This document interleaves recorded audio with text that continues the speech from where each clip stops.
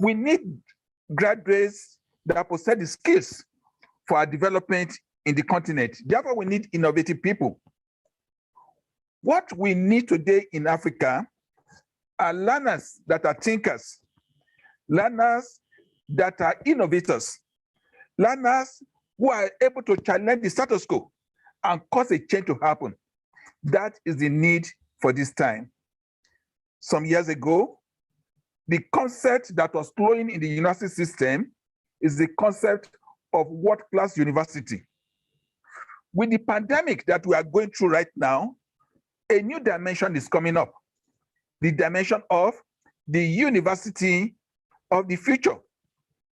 What we refer to as university of the future is really different from that concept that we have about world-class university.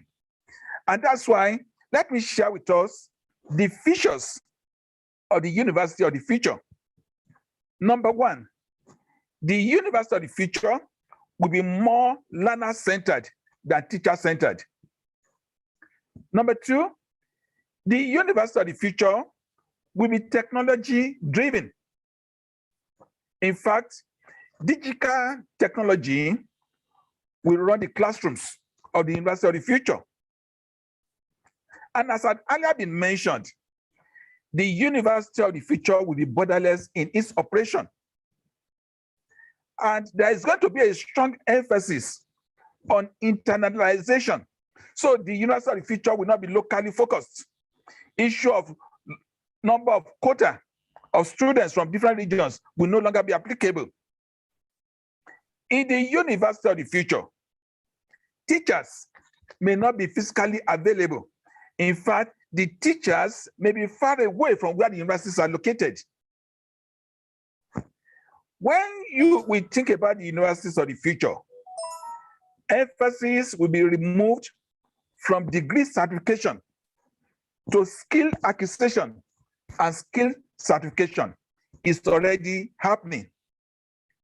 The learning process will be very flexible to the extent that students or learners can learn at their own pleasure. The university of the future will demand a high level of international collaborations. In fact, I can see that there is going to emerge what I call internationalized leagues of universities cooperating in delivering services to learners. There is going to be close collaboration with industry in the university of the future.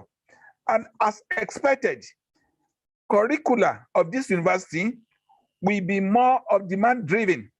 In fact, industry will drive the content of the curricula of the university of the future.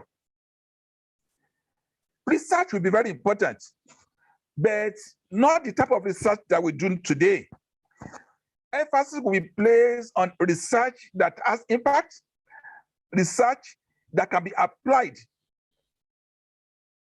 In the university of the future, applied and collaborative research across boundaries will be the emphasis. Before I talk about the administration of this university, let me talk about the learners of the future, because the learners are central to the university. The learners of the university of the future are going to be digital learners. They are learners searching for skills. They are not searching for certificates. They are going to be selective in terms of the knowledge that they desire. The interest of the learners of the future will be to acquire what I call internationalized skills. Skills that will make them to be able to work in any part of the world. Indeed, the learners of the future will have no age barriers. People can join the university of the future at any age and can acquire any knowledge at any time. With what I've said so far about the universities of the future, what are the implications for university administration? Number one, the administration of the university of the future will be technology-driven. Number two, admission criteria of the University of the Future will be very flexible. Cases of demanding that you must have mathematics or English or a particular thing will no longer be applicable. As I mentioned earlier on, the administrators of the University of the Future must be focused on innovation. Indeed, the administration of the University of the Future will need to be committed to the following. Number one, strong partnership outside their universities. Number two, they must be internationalized in their thinking. They must emphasize strong collaboration with the industry. Indeed, the University of the Future will be run more as a business enterprise than a social service. For them to survive, excellence must be their focus. With all that I've said so far, who are those who will be the drivers of the administration of the University of the Future? Number one, they surely will not be local champions. It will be difficult to get local champions to lead such universities because they may be operating locally, but they will be expected to think globally. Those who will administer University of the Future, they cannot be analog administrators. They have to become digitalized administrators. Administrators that possess some skills. And I tell you, the skills that will be required to drive the universities of the future, they are different from the skills required today. For example, the administrators of the University of the Future will need the following skills: networking skills, networking, collaboration, innovation, international economics. They must be vision-driven, and they must be concerned about making impact. These administrators must be ready to operate in a borderless space, because when they start to operate, they may not even have physical contact with their students, nor have physical contact with their teachers. So what I'm saying so far is that the current skills that are used to run the universities of today will not be applicable to the universities of the future. In fact, the administrators must acquire ability to manage their faculties as students across boundaries. Ladies and gentlemen, that University of the Future is here now. If we are thinking that we are going to wait for another 5-10 years before these universities have emerged, we are not, we are joking. The University of the Future is with us. And it is high time that our leaders and administrators of universities change their system and be future focused. Thank you very much.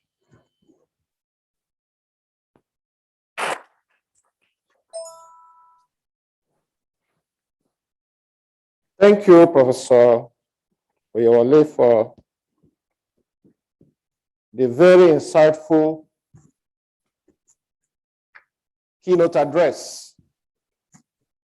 That has actually set the tone for the panel presentation we're going to have this afternoon. Let me just rehash a little on some of the major issues that the keynote speaker had mentioned. First and foremost,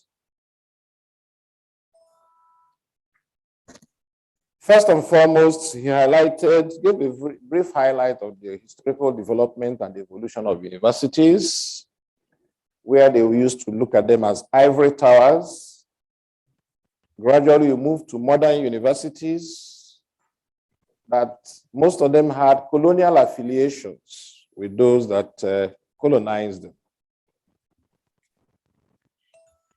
From there, we now moved on to looking at the university of the future, at what exactly do we need? And that we need universities that will drive development, bring about thinkers and innovators. So for this paradigm shift, which has also been exacerbated by the issue of COVID-19 pandemic, there is need to now define the university of the future, learner-centered, technology-driven, local focus. The teachers will now be available on campus, high level of international collaborations, research that has impact, digital searching for skills about the learners, no age barriers. Or coming specifically to why we are here, the administrators must be technology-driven, flexible admission requirements, strong partnerships, internationalized in thinking, and strong collaboration. And what are the key skills that we demand of such university administrators? Networking skills, innovation, collaboration, and vision-driven.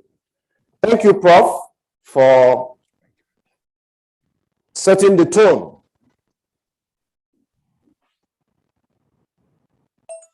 So we'll now be moving on to the panel presentations.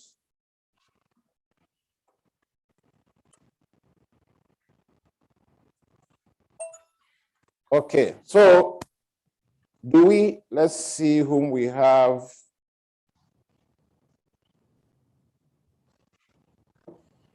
Dr. Chris Mayaki, we already have him online, the Deputy Executive Secretary, Administration at the National Universities Commission, who has been with us since yesterday. So we'll be hearing from him, and I believe he will address all the issues that pertain with the regulatory framework for the universities of the future. And he will also maybe look at the issues of governance and the governance structures that we have in these universities of the future. So let me hand over to Dr. Chris Mayaki to take us through his panel presentation for the next 15 minutes. Thank you. Thank you very much, my brother, Professor. Thank you very much, Vice Chancellor. Thank you very much, our boss, Professor Oyewole. Thank you. Once again, accept our hearty felicitations over your emergency general of the AAU. I'd like to also thank members of the local organizing committee, the Deputy Vice Chancellor, and all the other panelists and the distinguished audience. I bring the warm felicitations of the Executive Secretary, the management, and the staff of the National Universities Commission. We thank UNILAG for rising to the occasion for this repeat performance of what is turning out to be an excellent and very stimulating platform. The danger of speaking after an academic of repute, a consummate university administrator like Professor Oyewole, is that you stand the risk of monotony and repetition. But be that as it may, I have been charged to say one or two things about university administration. And I always start by pricking our consciences that it is generally believed, and there is compelling evidence to suggest that eroded ethics, poor governance structures, and weak management systems have been partly responsible for the decline in the fortunes of our universities. You well know that a university is a well-structured organization in which powers and responsibilities are delineated in accordance with the stipulations of the extant law or charter. So every university, operates within a certain ecosystem backed up by the law establishing such a university. And of course, the university operates in two major components, the administration and the academic. And both components are under the general supervision of either the governing council of the university, the board of trustees, et cetera, whatever is applicable. The academic branch is under the control of the Senate, of which the VC is the chairman. And these are structures that you know, the role of the vice chancellor. I don't intend to bore you. Some universities now have 3 deputy vice chancellors, UNILAG does. Some private universities also now have 3 deputy vice chancellors. And of course, the registrar, which is the principal administrative officer of the university, albeit who he or she is responsible to the vice chancellor for the day-to-day administrative workflow in the university and its effectiveness. And the effectiveness of that office can be measured only in terms of institutional goals and the extent to which these have met the satisfaction of various constituencies. Of course, there are other, top management officials that make up the governance or the administrative, structure of a university. The bursar, the university librarian, the director of physical planning, directors of works, academic planning, provosts, deans, HODs, qualities of university, directors of quality assurance, directors of advancement and the students, et cetera. Now, as a general concept, university administration means the day-to-day management of the affairs of a university enterprise. It is the means by which the objectives, the policies, and programs of an organization like the university are translated into concrete items, actions. And in a university administration, these functions are generally conceived as having the following.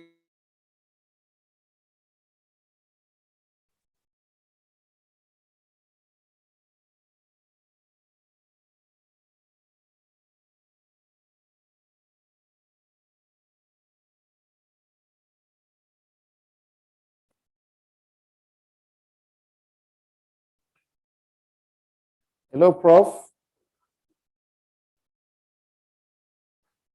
Dr. Chris, it appears you're hanging.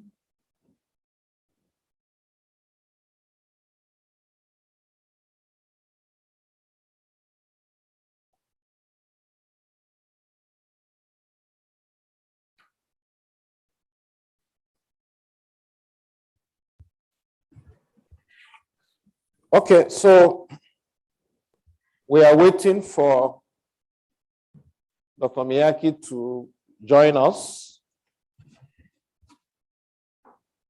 It appears there are a few challenges with the network and the bandwidth. So maybe if you're able to rejoin, you may have to switch off your camera so that we can have some steady connection. Well, before he left the platform, he had already started off by, okay, are you back? Can you hear me? Yeah, sorry. My network went comatose. Sorry about that. Thank you. So may I continue now, sir? Please go ahead. We can hear you loud and clear. Okay, just a moment. Let me locate my document, and then we'll continue from there. Good. So I was speaking about the very pivotal role of university administration in ensuring proper and accurate documentation, record keeping, and the fact that the university administration is a repository of all the legacy documents and their facilitation, including maintaining the institutional memory of that particular institution. So for any university administration to be seen to be operating at full strength, these principles must be effectively coordinated and sustained as the means of guaranteeing motivation, hard work, discipline, and the unity of goals. Yeah, so now the changing, the eclectic nature of university administration, accounts for the history of generation of academics who have also been distinguished administrators. University dons have generally been effective administrators in positions outside the ivory tower. If you take somebody like the ES of NUC, he himself had digressed into journalism and had become the managing director of the New Nigerian newspapers. So although we have used the term administrative or administration, it should be noted that the idea percolates from the highest, such as the vice chancellor, to any staff, be they academic or non-academic, who are given an administrative assignment in the university. In the Nigerian university system, without boring you, there are no functions that are exclusive to the administrative cadre alone. Universities normally operate in committees in which academics tend to participate and in some cases dominate, while administrators serve in a secretarial capacity. And hence the essential components of university administration are handled almost exclusively by both the administrators and the academics. And what are the issues facing the university? A scrutiny of the university terrain reveals the following challenges, and I think Professor Oyewole alluded to some of them: paucity of facilities for teaching, learning, and research, inadequate funding, deficit in quality and quantum of manpower, be they academic or non-academic. Of course, governance deficit, depressed quality of graduates, the huge gap between supply and demand, and deficiency in research and postgraduate training, academic corruption and other social vices. And then the need to strengthen the external regulations by NUC and professional bodies, promoting ICT-driven universities, and then fostering skills development and entrepreneurship. And gender issues are gaining a lot of currency. And so for NUC, what we came up with as a regulatory and a coordinating agency recently is to come up with, in response to some of the problems we have enumerated, we as the National Universities Commission has considered good governance to be critical to the successful running and sustainability of any university enterprise. And therefore, we took steps to develop a code of governance to enthrone good governance values, principles, standards, and practices in institutions, et cetera, et cetera. Of course, the federal government, Savicom outfit has, continues to operate as that integrated service charter, which stipulates that services must be provided, in a very timely, in a very efficient, in a very effective and satisfactory manner. The universities of the future, we think also need to standardize their practices. There are certain, traditions and ceremonies that are unique to the university system. And the university, like we said, we already looked at it, is assembled, teachers and students are assembled for the purpose of research, teaching, and community action. And however, as a commission, we have observed the decline, qualitative decline in the conduct of university ceremonies and special, lectures which constitute the hallmark of a university. And so we came up with a manual on the, university ceremonies, which seeks to, harmonize and establish the minimum guidelines for the conduct of university ceremonies. We also came up as a commission with the blueprint for the revitalization of university education. It is a sing-song now that by 2050 Nigeria will surpass many of its peers and be the third largest population. And so we think that by raising access, by re-engineering curriculum, at the moment there's a major exercise going on whereby we're trying to use experts and other stakeholders, to re-engineer curriculum so that we can bring the Nigerian brand, at par, or attempt to be nationally and regionally and internationally relevant and competitive. Of course, we seek to improve facilities, and then the gap in the number of teachers we hope will be collapsed, and then the quality of graduates, would have, improved by the entrepreneurial attributes that they would have taken, etc., etc. And then the benchmark minimum academics standards and the governance standards would have been entrenched, etc., etc. And some recommendations for the role of the university administrator or university, administration in the university of the future. The mission of administration in all institutions is to facilitate the attainment of the objectives identified in the policies and programs of that institution. Hence, administrators or administration must see itself or themselves as partners in the arduous task of empowering universities to overcome current and prospective challenges. To end this, university administrators must develop a creative mind. They must be incubators of problem-solving ideas and constructive developmental strategies. University administration or administrators must acquire the capacity through training and retraining, and in some cases, this may amount to a reprofiling of their administrative staff to be effective facilitators of change and progress.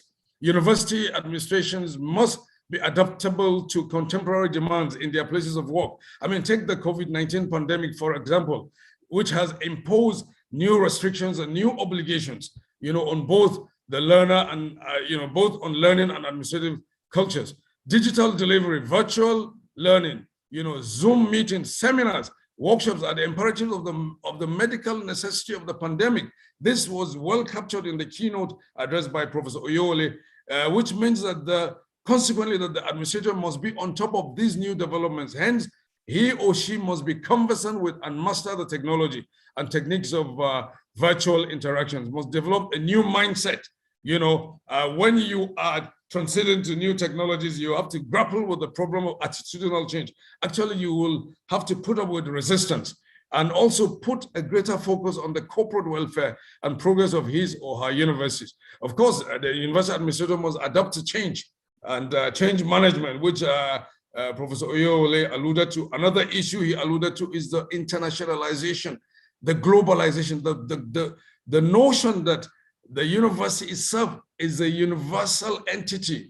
Every university, both in this transition and the foreseeable future, must be seen to demonstrate those attributes that make it truly an international entity. And I don't need to bore you with those attributes. University administrators, and indeed it is the responsibility of the university administration to ensure that the university community demonstrates considerable familiarity with the vision and the mission of the university. For instance, in some universities, you find out that the staff and students don't even know about the vision and the mission, the staff information handbook. And by so doing, they will be attuned to aligning themselves thereto and be actively committed to the administration aspirations of the university and the ideals of its founding fathers. University management at all levels must rally and pursue quality. The notion that every arm of the university must be seen to be operating at full strength, and most importantly, reputational capital. I mean, you can have all the finances, you can have all the buildings, but you know very well that reputational capital is the most important capital that a university and the university administration must strive, to institutionalize. Of course, the branding, the UNILAG brand, we've been talking about the UNILAG brand since yesterday, and this is one brand that, UNILAG will never trade. Remember when there was an attempt to change the name of the University of Lagos to another thing altogether, and you could see how the alumni and the administration, they rose to the occasion and they fought against it. University administrators must pursue functionality in a multi-stakeholder, collegiate, so that both management and staff and the other aspects of the governance, are focused on functionality. They need to institutionalize and bring to operation new higher education policies, even as NUC, as government, that will engender self-reliance and self-propelling towards sustainability of the system in a globally competitive world. The university administration in a foreseeable future must cultivate various leadership and management styles and the deepening of institutional cultures. university administrators must work hard to, to meet the numerous funding and regulatory criteria. Professor, Chukwu spoke about regulation. Imagine a space without regulation. Universities must, buy into the culture of regulation. University must, the culture of, the quality. They must own up, to the regulatory environment. And of course, they should pay attention to the critical position of the student.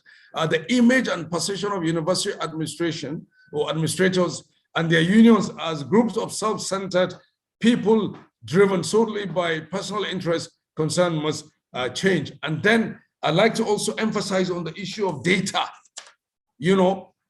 We cannot continue the way we're going. The issue of staff record, legacy documents, academic records, there's a joke that if we continue without data, it's tantamount to like driving a car without a dashboard.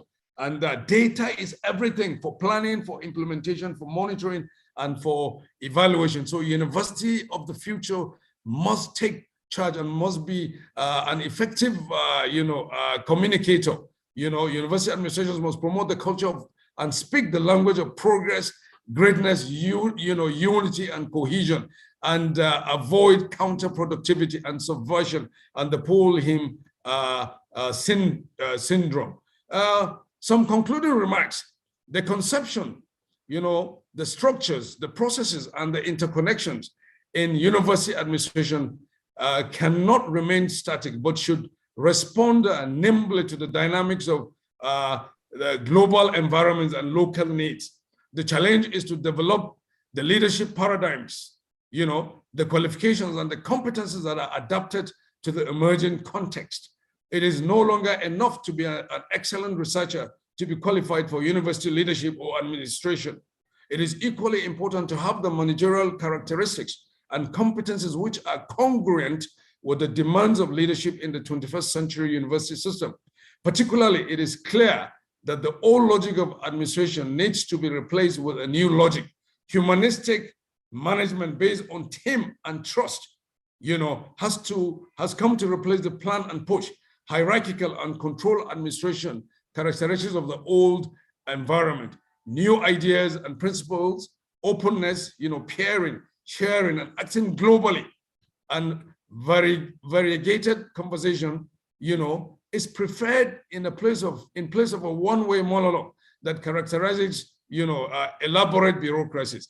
Emphasis, therefore, should be on human beings as assets and not as mere resources. Focus, must also shift from seeking products, to stakeholder satisfaction. Technology, as the keynote speaker has alluded to, has become, there is no hiding place as to what technology can do today, be it in administration or in, in delivery of our academic programs. So technology has also has become a powerful new force of organizational success. And let me give a last one of my very favorite, note of, optimism and advice is to take a cue from Theresa May, the immediate past Prime Minister of the United Kingdom, who at the twilight of the United Kingdom exiting the European Union, the famous Brexit, when everything seemed to have collapsed, and that the Great Britain was fast losing its hegemony, as a force to be reckoned with. And it was Theresa May who enthused, who galvanized the entire nation, who gave them hope that in the absence of everything, if every other thing was going to be lost, she boasted, and retorted that the United Kingdom will fall back on its university system, to reinvent the United Kingdom, because university education is at the heart of what we do. Our life choices, be it as individuals or as a community, as a family unit, or as a race or as a country, will always, revolve and gravitate around the, investments we make in education, more so in higher education, and the exposures that we receive. So I want to thank the organizers of this event, the Vice Chancellor, and the keynote speaker and other participants for this, the opportunity to share some of my thoughts and some of our thoughts as a National University Commission. And we hope that this will, escalate the topical issues of governance and administration, because as we admitted, eroded ethics, poor governance structures and weak management systems have accounted to, the nose diving of the fortunes of the Nigerian university system. And I wish you a very fruitful and stimulating outing this afternoon and beyond. Thank you very much.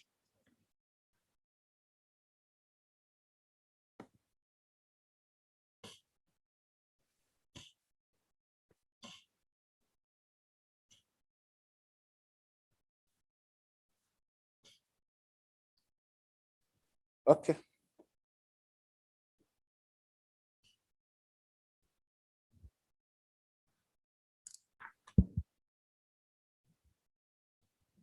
Thank you, Dr. Mayaki, for that very, very powerful and quite insightful presentation. Anyway, we didn't expect anything less. Can we please give him another round of applause?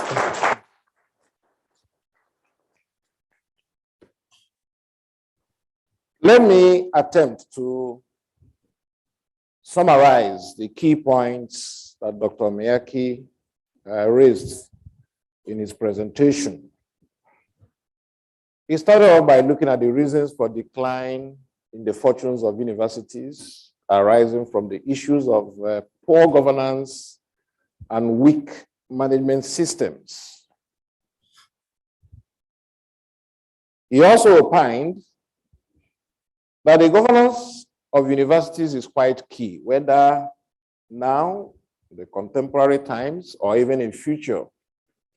That one of the major ways of measuring effective governance of the universities is to look at the institutional goals of the university, how far they've been able to achieve the institutional goals of such a university.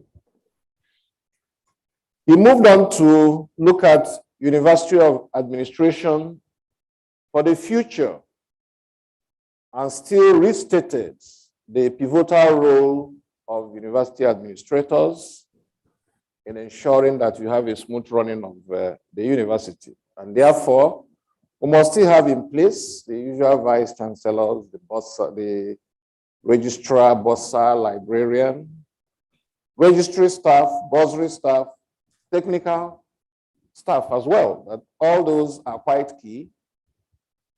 But what is different now will be that the kind of skills and competencies required from those individuals will have to change because they need to adapt to the new situation. He also looked at the role of the National Universities Commission in this regard and espoused a number of regulatory interventions that the NUC has put forward, especially through good governance platforms, reconstitution of governing councils, the issues of Savicom Charter and guidelines, and then that in the future, there will also still be need to standardize the practices and policies. And as of today, the NUC has come up with some guidelines on university ceremonies that have been challenged in the recent past in areas such as convocation, matriculation, inaugural lectures, and all that. The NUC has also responded through the re-engineering of the curriculum. The benchmark minimum academic standards, BMAS, is currently undergoing some form of re-evaluation and review, and that is being championed by the National Universities Commission.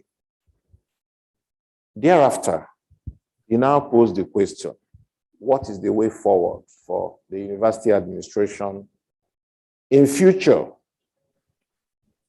One, we need administrators who will be partners in progress, those that will have creative mind, innovative minds. There may be need to reprofile the staff, the administrative staff in future. That such administrators must be ready for digital delivery of meetings, of lectures, Zoom meetings, and so on and so forth. ICT skills and technological skills are quite key for such members of staff. They must be familiar with the vision and mission of the university, as to ensure that the reputational capital of such an institution is adequately maintained.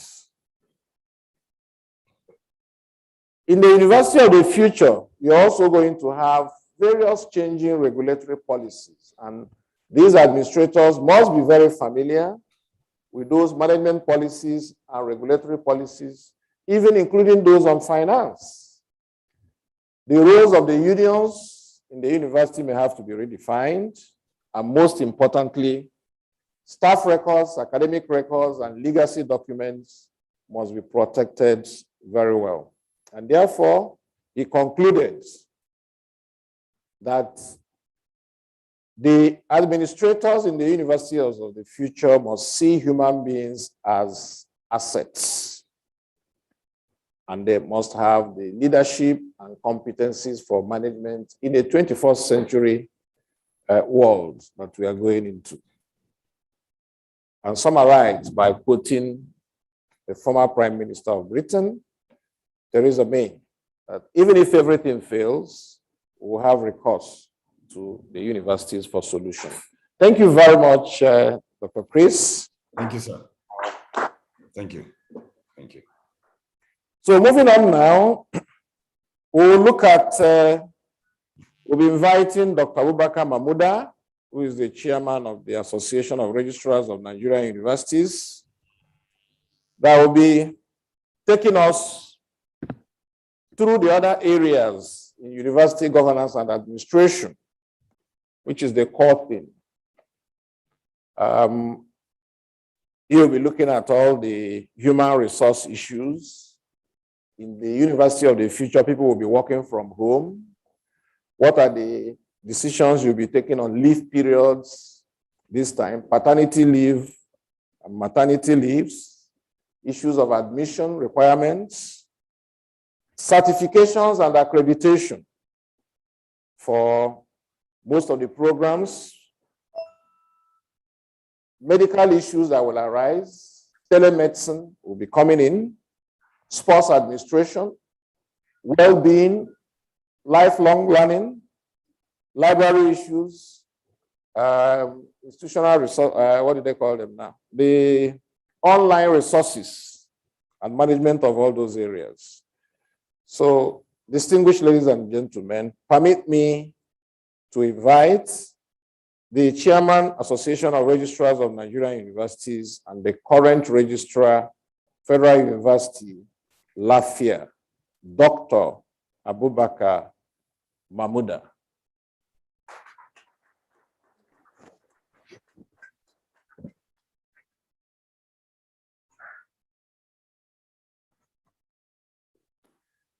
You may have to unmute. You have to unmute. You have to unmute.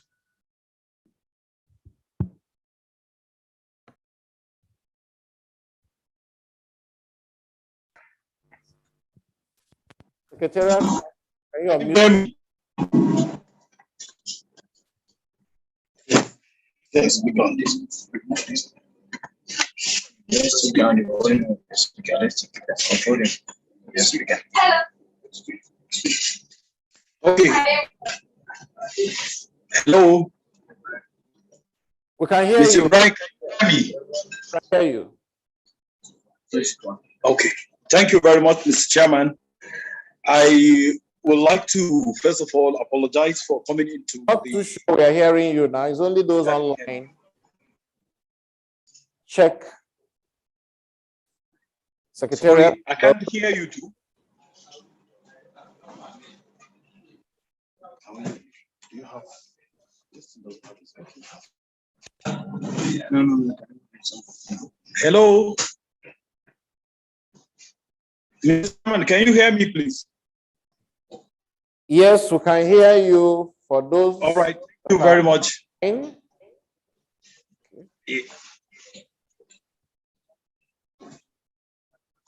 am in Federal University of Agriculture, Abeokuta, attending the Association of Registrars retreat. Thank you. So I came in late and I was able to listen to Dr. Chris Mayaki. He has done half of my job. So I'll try as much as possible to pick up from where he stopped. I have some few slides that I would like to share with participants.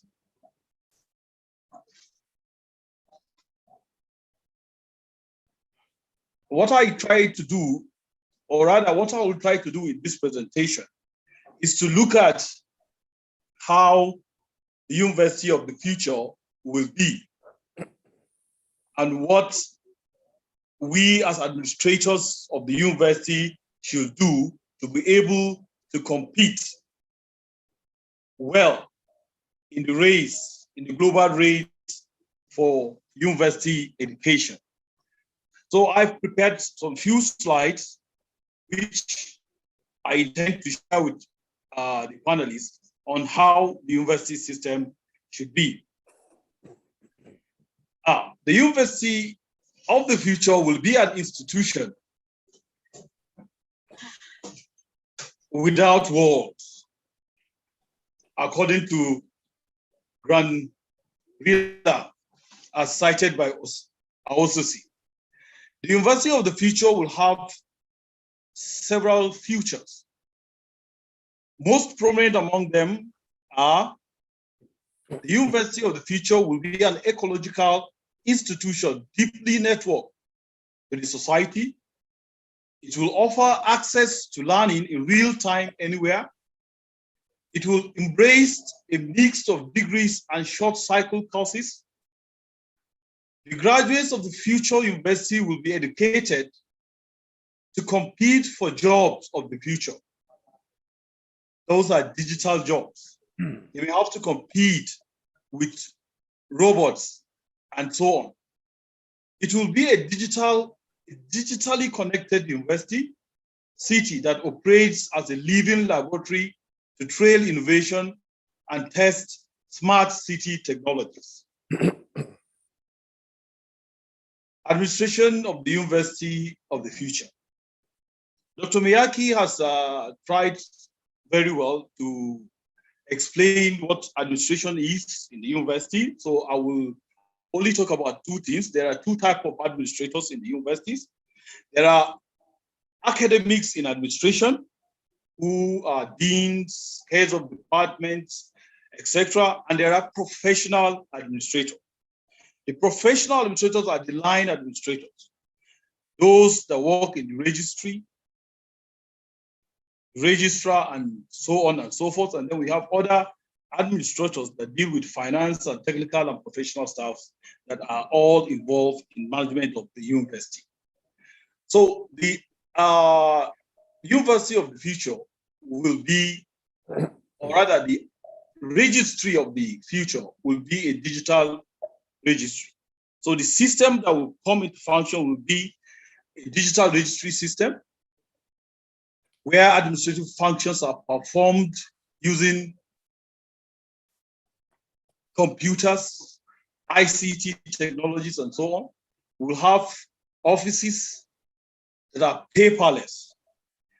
The registry that houses the organs of governance will now have to operate from afar. Just like the chairman has said, we will be sitting at home and then holding meetings online and so on and so forth.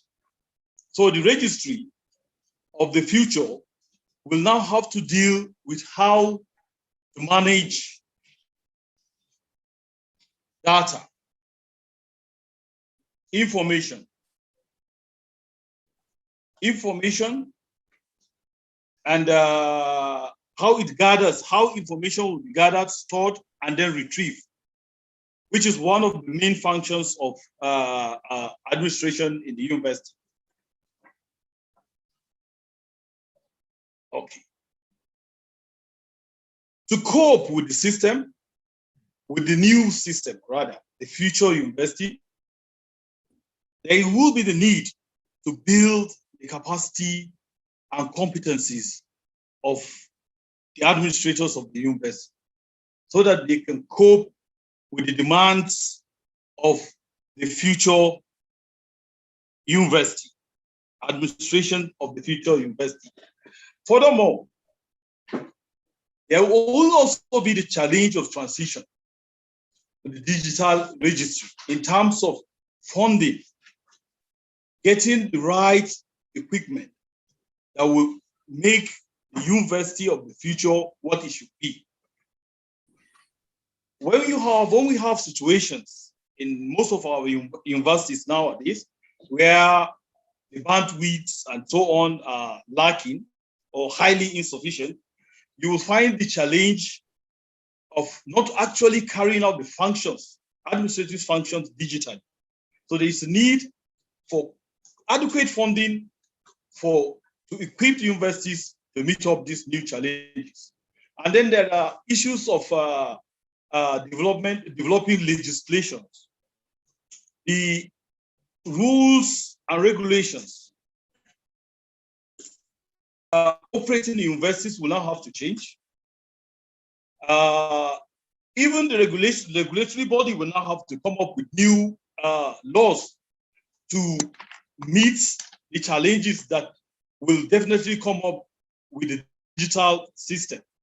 So the universities will now have to come up with laws and regulations that will make the system cope with what the future holds. What will be the driver of these challenges, this future university? What are the factors that will propel the change or are propelling the change to the university of the future? There is globalization. The universities in Nigeria are not only competing among themselves, they are also competing with other international universities. It is common knowledge that our children now go to universities in Europe and even in African countries. Then there is the issue of challenge, the development of technology globally. Robotics have now changed the terrain or the system of administration. For instance, I'll give an example of the admission process. A couple of years ago, during our time, you will have to travel from your locality. For instance, in my own case, I had to travel from Zaria in Kaduna State to Kaduna town to go and buy admission forms, JAM admission forms. And then I stayed in a long queue before I could purchase the form, and then sat down manually to do everything.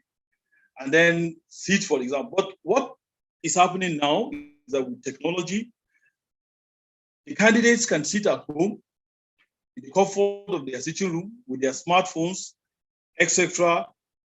And they do the registration online, purchase the form, and then even sit for the exams using computers. So there are serious changes, and these changes are changes that the universities will really have to cope with. Cyber regulations. Legislations will have to be put in place to ensure that the processes are not abused.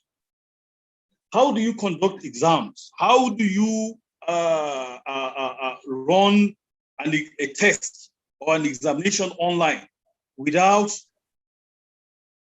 other means of cheating and so on? So regulations will have to come in place to handle those issues that may come up. And I know that there are softwares that have been developed now to tackle the issues of holding examinations and so on and so on without actually cheating taking place. And there are issues of competitions. Universities of the future will definitely be competing among themselves. One, for students, two, for funding, and so on and so forth. So a number of factors will definitely force universities to think and move towards the direction of a digital administrative system in the university. The primary objectives of universities has been, for the past century, has changed. And most of the objectives of our current day universities are still within the level of what is known as Education 3.0. That is, we are still talking about teaching, research, and community service. The fourth revolution has propelled change, and the universities will now have to start thinking on how to go to the industry. This has led to changes in the university system and what is now known as 5.0, that is innovation and industrialization. Universities of the future will have to be innovative and will have to take its research or bring the industry to the university, where researches and patents for innovations are easily taken to the industry. In conclusion, I would like to say that the universities all over the world are moving beyond the tripartite mission of teaching, research, and community service. They've shifted from a focus of the elites during the period of Plato of 1.0 to a humanistic understanding that the Industrial Revolution necessitated a change in education, which led, or rather is what is known as 2.0, to the increased value of driving innovation and economic progress after World War II as 3.0, and then the role of education as facilitating social change in the 1960s to the 1970s, known as 2.4, to finally a realization that higher education needs to address the realities of globalization, cultural change, telecommunication technologies, etc., in the modern age at 5.0. The chairman has talked about how other issues will be handled administratively. For instance, how do you conduct sports activities online? What will be the role of the Directorate of Sports in the university? I think those issues have been tackled. We have seen how aerobics can now take place at by just putting on your television set. You can line those exercises and so on and so forth. But completely to have a digital sporting system may not be possible. So there must be an avenue where our students can come into the university, into the sport complexes of our universities, and compete with others, and then develop the sporting system of the university. In terms of healthcare, I think a number of countries have gone far with digital healthcare. On our phones now, you can consult a doctor, get prescriptions, and so on and so forth, which you can handle. So all these things will, in the university of the future, be handled digitally. Registrations of students, examinations records, and so on and so forth. And I believe most of our universities have started handling those issues. And the registration process for most universities nowadays are done online. The students don't have to go to the bank to queue and so on and so forth. These are things they do. So the university of the future will definitely be a university that will be open to the society.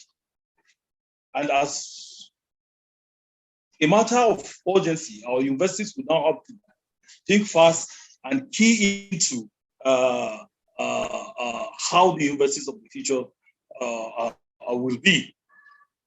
And again, I would like to say that the system of governance of these universities will also have to change to meet the demands of the university of the future. The administrative structure of the Senate, Council, faculties, etc., will now take new forms. Therefore, new laws will have to be put in place to regulate those activities.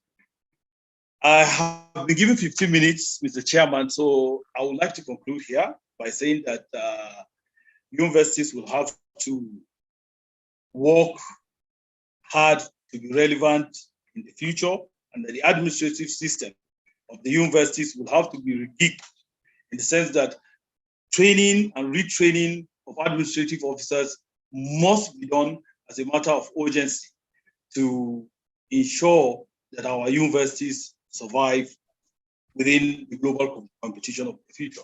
Thank you very much.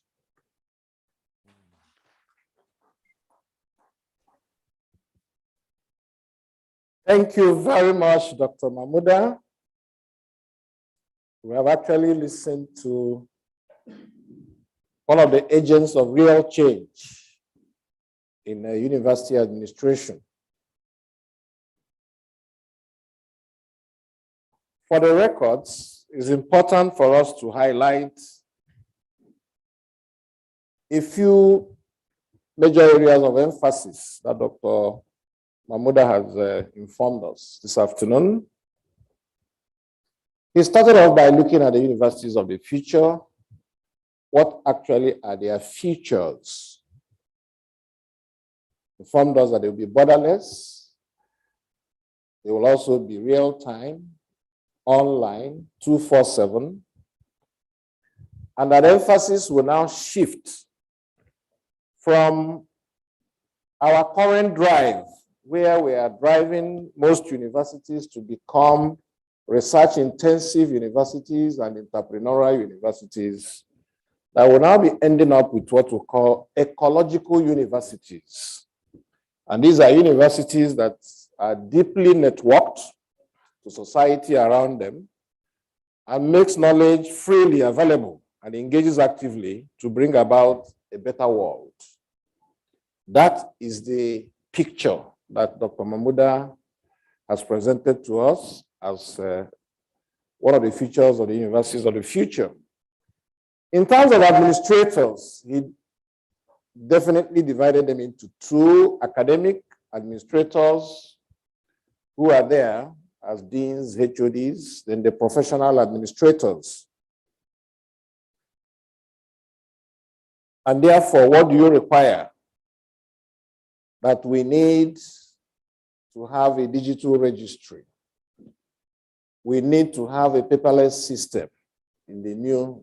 We need to have e-governance, both for meetings and most other activities that we handle in the university system.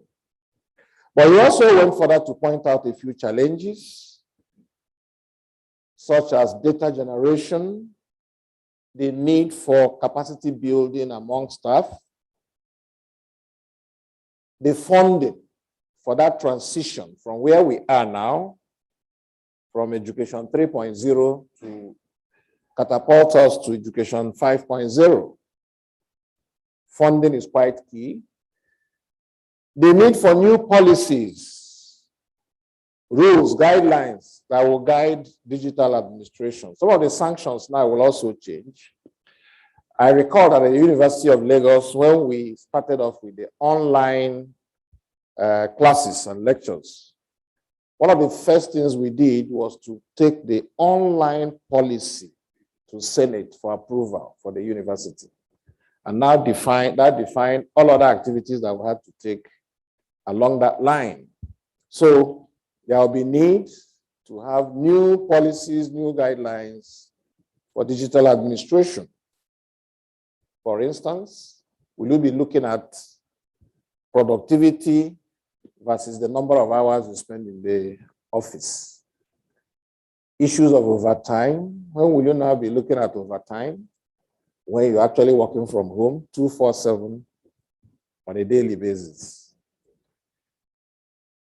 And he went further to highlight the drivers of the university of the future and summarize them as globalization, technology, competition, political reasons, economic reasons, social reasons, and even environmental concerns.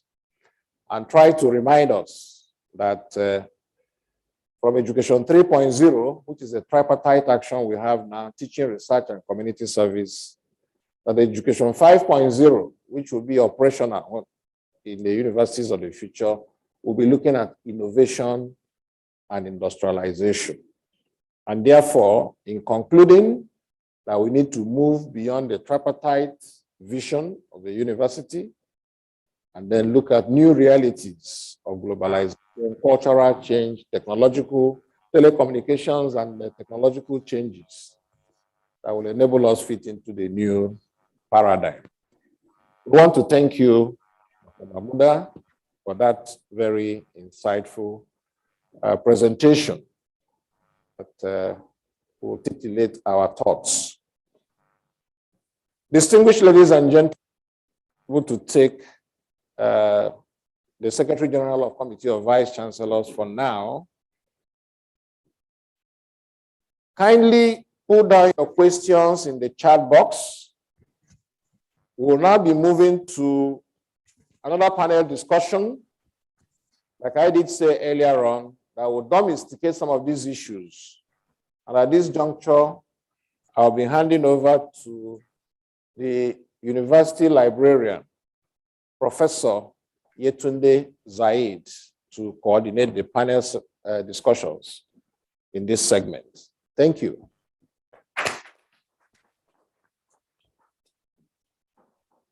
Thank you very much, Deputy Vice Chancellor, Management Services.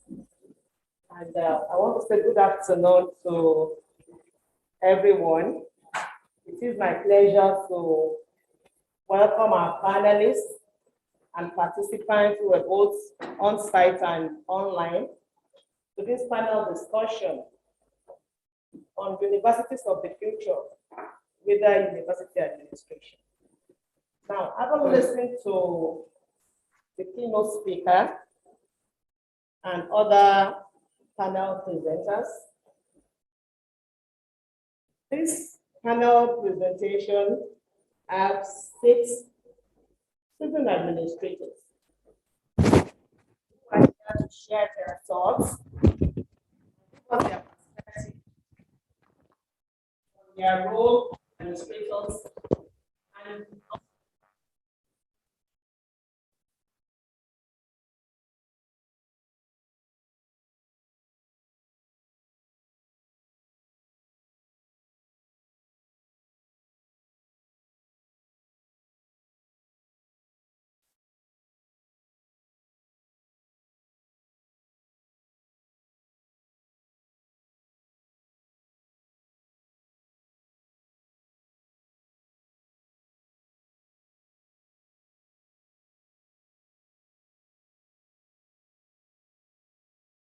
administrators.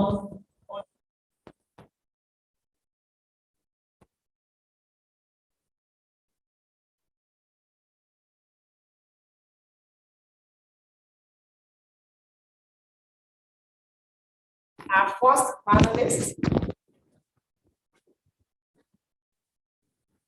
panelist is Mr. Ismail Oladejo Aziz. Mr. Oladejo Aziz is the current registrar of the University of Lagos.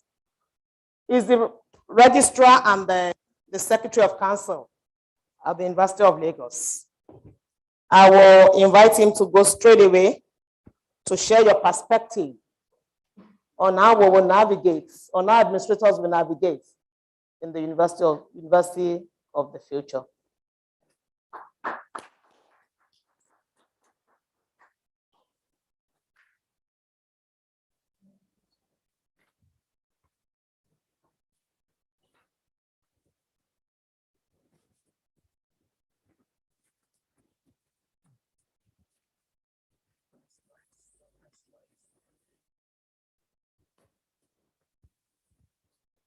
Thank you very much.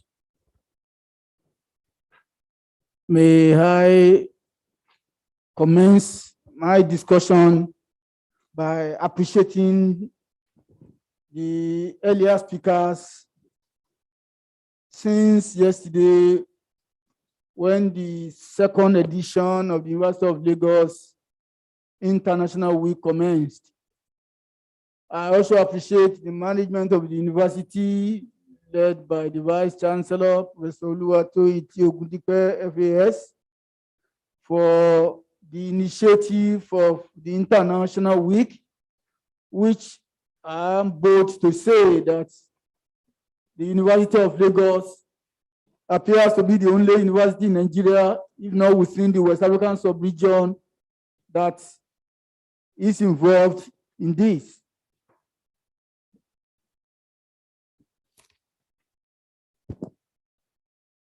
I also thank the acting director and members of staff of the Office of International Relations, Partnerships and Prospects for putting the International Week together. Now, to my thoughts on this very germane issue. I think a starting point is to say that the theme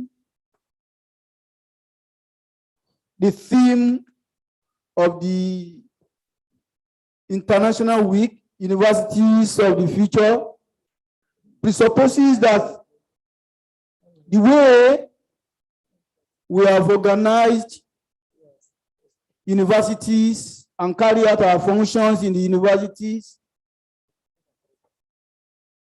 are a bit old, and that in the nearest future, which I have pointed out in my printed paper, should change for a better.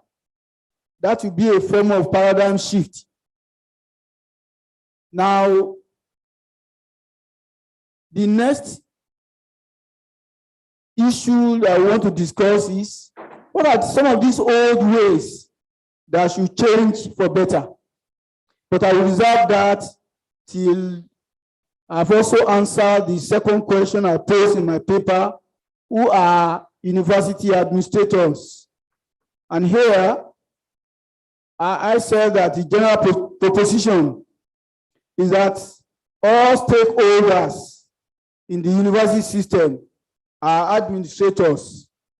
In other words, from students to parents to alumni to members of staff in the university, we are all administrators. However, there are two broad categories of administrators acknowledged in the literature. These are academic administrators and career administrators. Academic administrators are members of staff employed in the university to teach, research, and carry out community service, but find themselves in administration for a limited period. And at the end of that period, they go back to their primary role of teaching, research, and community service. Side by side with the so-called academic administrators are career administrators who have been employed to do a number of things that are ancillary to teaching, research, and community service. And they are found mostly in the registry, in bursary, in the library for the non-teaching, in works and physical planning, medical center, audit, security, laboratories, staff schools and international schools, information technology, CITS in case of the University of Lagos, and so on and so forth. I also highlighted the functions of career administrators in my submission, some of which I will just run through: maintenance of official records, as we do in the registry, keeping of records of financial flows, audit of university finances, maintenance of campus buildings, supervision of academic affairs, hiring, promotion, and discipline of staff, admission of qualified students, keeping academic records, ensuring that the environment is clean, alumni relations, endowments, health and physical well-being of staff, internal and external publicity, and safety of lives and properties, etc., etc. I also say that it's imperative to note that the duties, the core mandate of the university, which is teaching, research, and community service, cannot be accomplished if the so-called ancillary service providers are not there. We can imagine a university without security officers to ensure the security of lives and properties.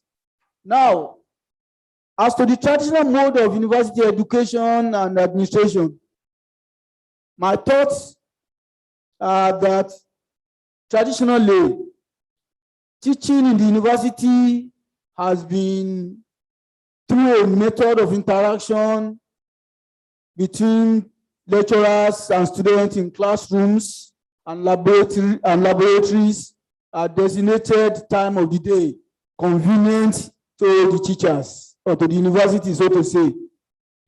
Also, we for a long time adopted a campus-based approach in the university, and the attendant pressure on the university authorities to accommodate students and provide services such as electricity, water, security, Wi-Fi at heavily subsidized rate. Finally, to administrators, meetings have been held physically, and student records have been kept for a long time in files which run into millions, depending on the age of the university. In the University of Lagos, for example, we can count up to 10, 15 millions of such files, stacked away in various compartments of our Senate building. Again, the curriculum in the university too, in a traditional university, for a long time have been far away from the needs of the industry. And again, little or no collaboration had existed between the traditional university and the industry to solve contemporary challenges. So, university administration too has placed little or no premium on partnership with other universities for staff and students exchange. But the emerging realities have dictated that we move away from what I've called the traditional or classical way of doing things in the university. For example, the demography of the country has been rising population-wise. The country in the last 10 years perhaps had 100 million people. Now, various accounts of how Nigeria's population has risen to over 200 million dotted the literature.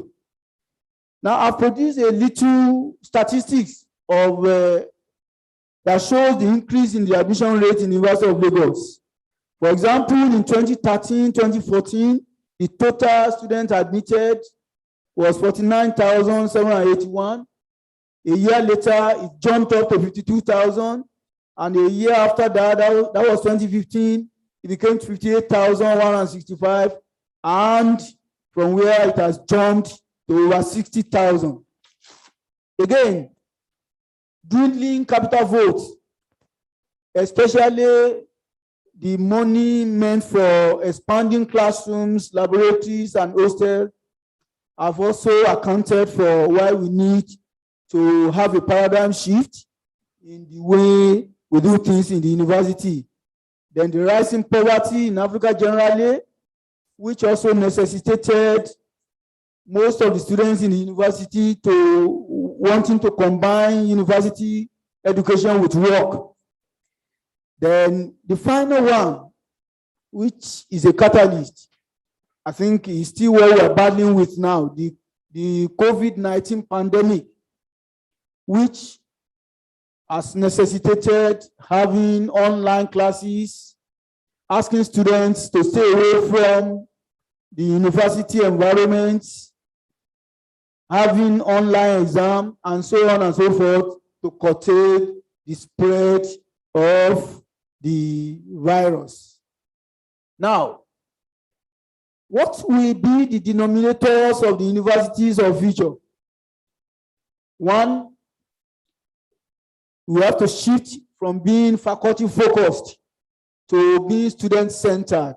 In other words, universities of future must now allow students to determine where, when, and how to learn. Universities of the future must be those that allow students to stay away in far away places to learn. Even the modules that will be taken by students will have to be determined by them. The idea of having a 4-year program, 6-year program, 5-year program will definitely be a thing of the past in the universities of the future. Then, students will have 3 choices: on campus, blended, and only online mode of study. So, in summary, the University of the future must be a virtual university which will be digital. So this presupposes that administrators must also be abreast of and be able to use evolving technology to assist learning, research, and community service.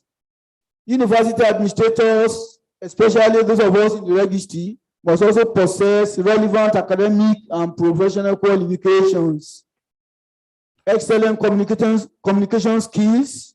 We should be able to generate memo, letters, reports, minutes, and so on and so forth, digitally and with minimal error. Training and retraining should also be a feature of administrators that wants to fit into the universities of the future. Then the quality of our work must also be of high standard. However, as noted by earlier speakers, there are a number of challenges that may impede or negatively affect realizing the lofty features I've just briefly discussed about the universities of the future and how administrators, especially the registry staff, can fit into that module. Funding is one, and I'm very happy that virtually everybody has touched on how funding has been dwindling over the years. We need adequate funding to access the high tech and do some other things such as paying for electricity and its ancillaries. The conclusion from my end is that the emerging realities, especially COVID-19 pandemic and population upsurge, now dictate that we abandon the rigid, traditional campus-based teaching approach in the university. And again, administrators in the university must align with the new reality by keeping abreast of technology and at that same to suit teaching. The final point is to quote Richard Quest, the celebrated CNN correspondent, who was quoted as saying recently that there are a lot of unknowns about what the world will look like post-coronavirus. But one thing is certain, life will return to how we once knew it. So in the same vein, universities of the future won't have to grapple with the old method and rigid traditional campus teaching approach. Rather, the universities of the future will place emphasis on online teaching, and students will determine where, what, and how to learn. I thank you all for listening. Thank you very much. Thank you very much for Mr. Aziz for sharing your thoughts with us. Part of what we said this afternoon is that teaching cannot be accomplished without auxiliary administrators.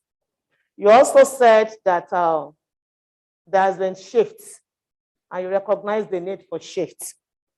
And earlier in this presentation, Dr. Mayaki said something. He said it is important for registry to shift and recognize the importance of data, which is very germane at this time. He said there is need for digital repository system. So at this time, which will help us to seamlessly operate in the universities of the future. At this point, I would like to invite our second panelist, Dr. Taiwo Folashade Paye. Dr. Taiwo Folashade Paye was the immediate past registrar and secretary of council at the University of Lagos. She is currently the director at Tombanefo Digital Research Center, a facility hosting this blended event. This afternoon, I will want Dr. Paye, a seasoned administrator, so please share your thought with us.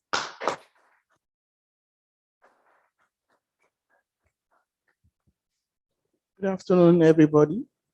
Thank you, Professor Zaid, our moderator. Without taking too much time, I want to abide by the protocol properly established by my registrar.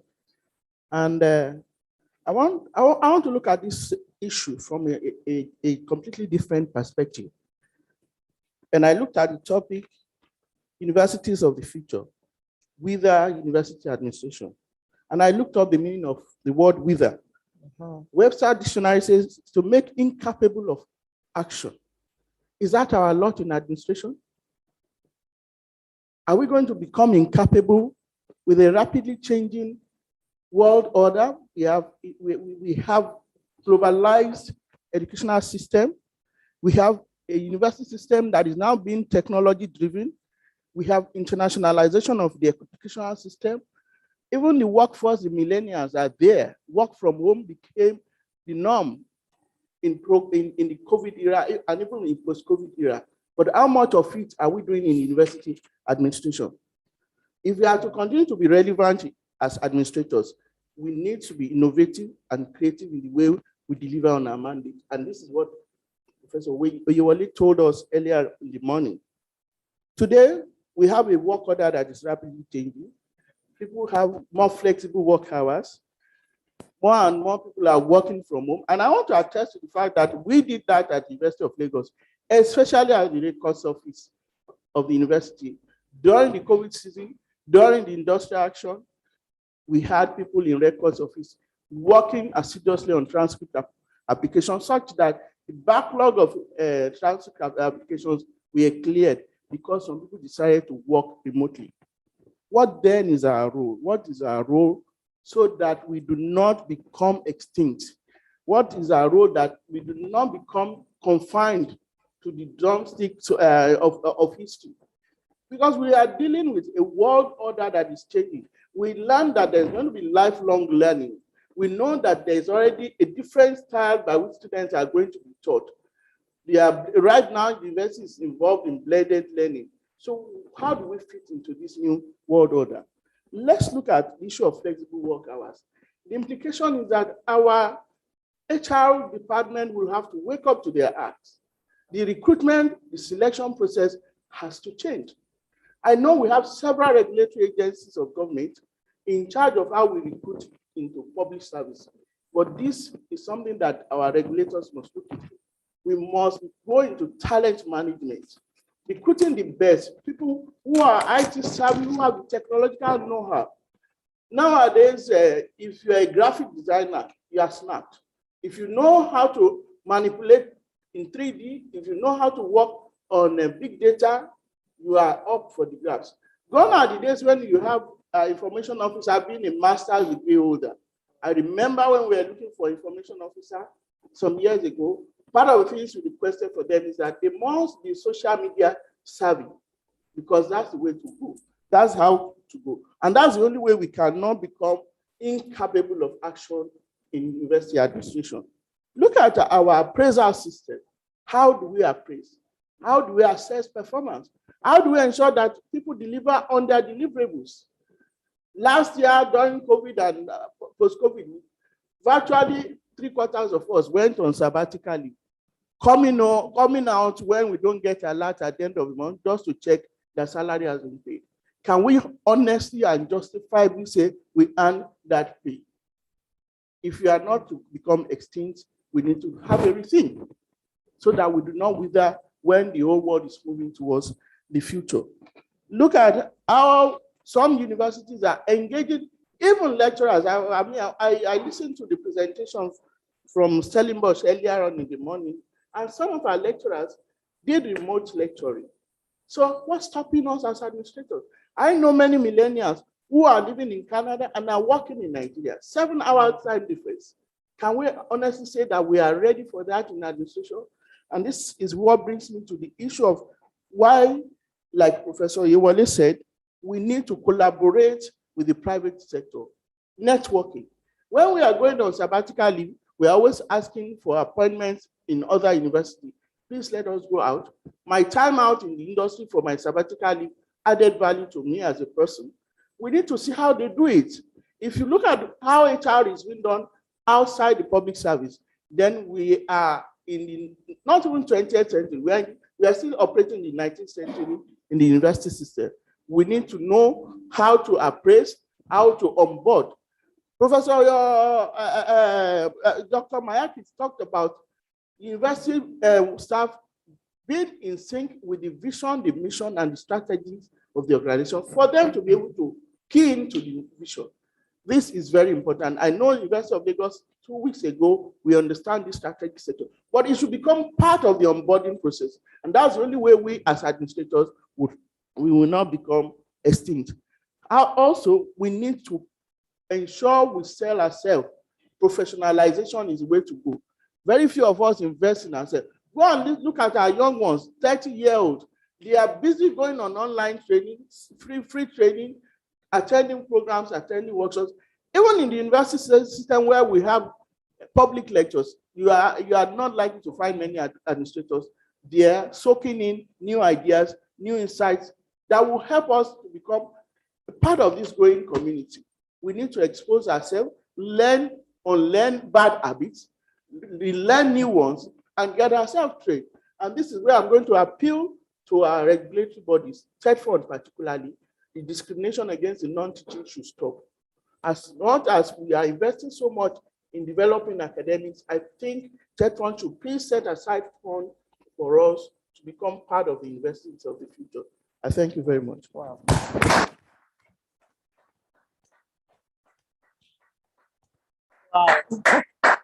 Wow. Thank you very much, Dr. Folashade Paye. You spoke passionately. Thank you very much. Take home from what you have said this afternoon is the need for administrators to go into talent management, and then for administrators to be part, you said for them to be part of the unbundling process, they need to take charge and then change their system and style. Thank you very much once again. Thank you. Can we give her a second round of applause? Thank you. Thank you very much. I'd like to go to the third panelist. Money business is good business. So our third panel, because we've been talking about funding, the role of funding, the impact of funding on the university of the future. Earlier on, Professor Yewale said something. He said there is need for university, the University of the future will need to run like a business enterprise. He said we need to run like a business enterprise and not as a social enterprise. So this afternoon, I would like to invite a third speaker. He is Dr. Olalekan Lawal. Dr. Olalekan Lawal is the current bursar at the University of Lagos. I want you to share with us this afternoon on how we can begin to operate as a business-minded, because we know the role of funding in the universities of the future. So how do we navigate and how do we change the narrative?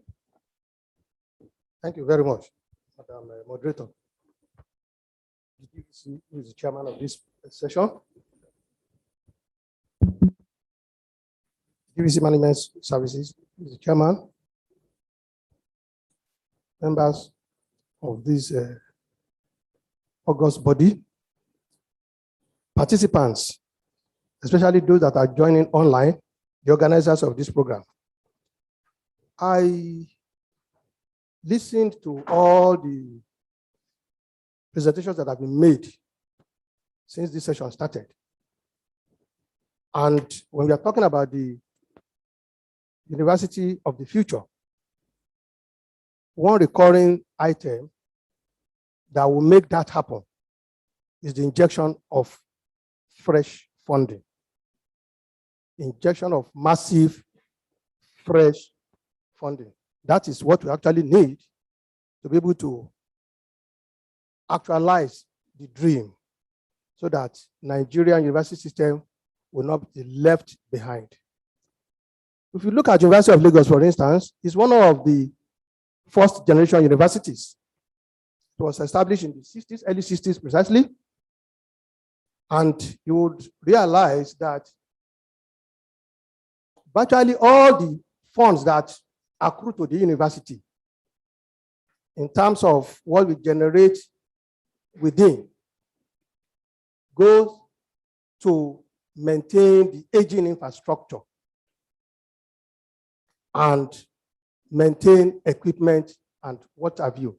So what you actually have really to be able to fulfill our core mandate of teaching, research especially, is not something that can really take us to where we desire.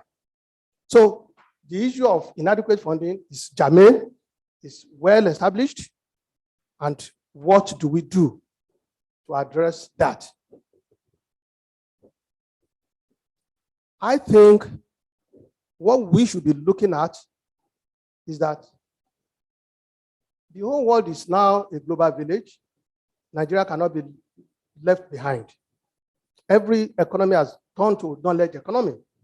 And if we see it from that perspective, it is everybody's business. Government has a policy of no tuition at undergraduate level. Fine. That is understandable. That can be defended. But I think for the public universities, that University of Lagos is one of them, the government can ask the education managers to come up with a figure of how much it will cost the university to run each of their programs. If that is established, then both the government through NUC and the university administrators can now sit down to negotiate. That is what we call negotiated funding. An amount would now be agreed upon, which should be acceptable to both parties. If that is now released to the university in an agreed format, then the university will have substantial fund, fresh fund at its disposal to be able to discharge its responsibility of teaching and research. And the money that will be released to the university certainly has to be with condition. The condition, of course, is that substantial part of that fund must be allocated to teaching and research and student activities. Let government, through NUC, give a template, which I will look at performance evaluation template that will be examined from time to time to confirm that indeed the money is being utilized as expected. What we have now cannot continue. It's not sustainable. A situation whereby the total money available would not have enough for academic, especially. I think that cannot make us to be competitive. And everybody is on the same page that visibility and global ranking of Nigerian university system is paramount. Then on the side of the students, I think government is advised to look at how to introduce maybe loans board so that students can access some funds that would make their learning to be comfortable. That money, they can start thinking of repaying back after they had graduated and they have started earning some income, either from employment or through creation of jobs and all that. That can be worked out, and that would now solve the problem of university not having enough money, as well as the student not being able to do, to have a decent environment conducive for learning. We want to recognize the effort of TET Fund and needs assessment in terms of coming in with intervention policies and programs. But that, like just the last speaker spoke, it can also be looked at to be fine-tuned so that it would assist the university generally to be able to perform their role better. Then part of what we have also been talking about is this internationalization of our degree programs. We have also said that NUC has approved that universities in Nigeria can partner with foreign universities. And we also heard from one of the sessions this morning that students that are interested in these programs, their parents can afford, they can afford the fees that are payable. We think that in that regard, Nigerian universities should be able to benchmark whatever the students are going to pay to the foreign universities, maybe a reasonable percentage of that. And that amount, of course, should be paid in the same currency as whatever they are paying at the parent body. I mean, the one that is abroad. And that will now lead to the fact that the TSA policy, it has come to say it is good. At least with that, students can pay direct into the TSA account of the university, which is okay. But on the foreign currency aspect, there's still a challenge because people cannot walk in and generate RRR on that, so that the university can be able to collect the money direct and be able to apply it as the need arises. So on the side of the policy, we will also feel that just like it has been established that there must be paradigm shift with registry, bursary too has the same role. We have to change the way we operate online, real time, which has been our way of making our reports. Government should also look at the possibility of changing the policy to incorporate the reporting format, because as it is now, you must have audit trail of everything that you do. Even if you do it and the auditors come around and they don't see all the documentation, it's an indictment. So the policy aspect has to be looked at so that when we are trying to catch up with the rest of the world, we are not on the other side infringing on the existing regulation. Thank you very much.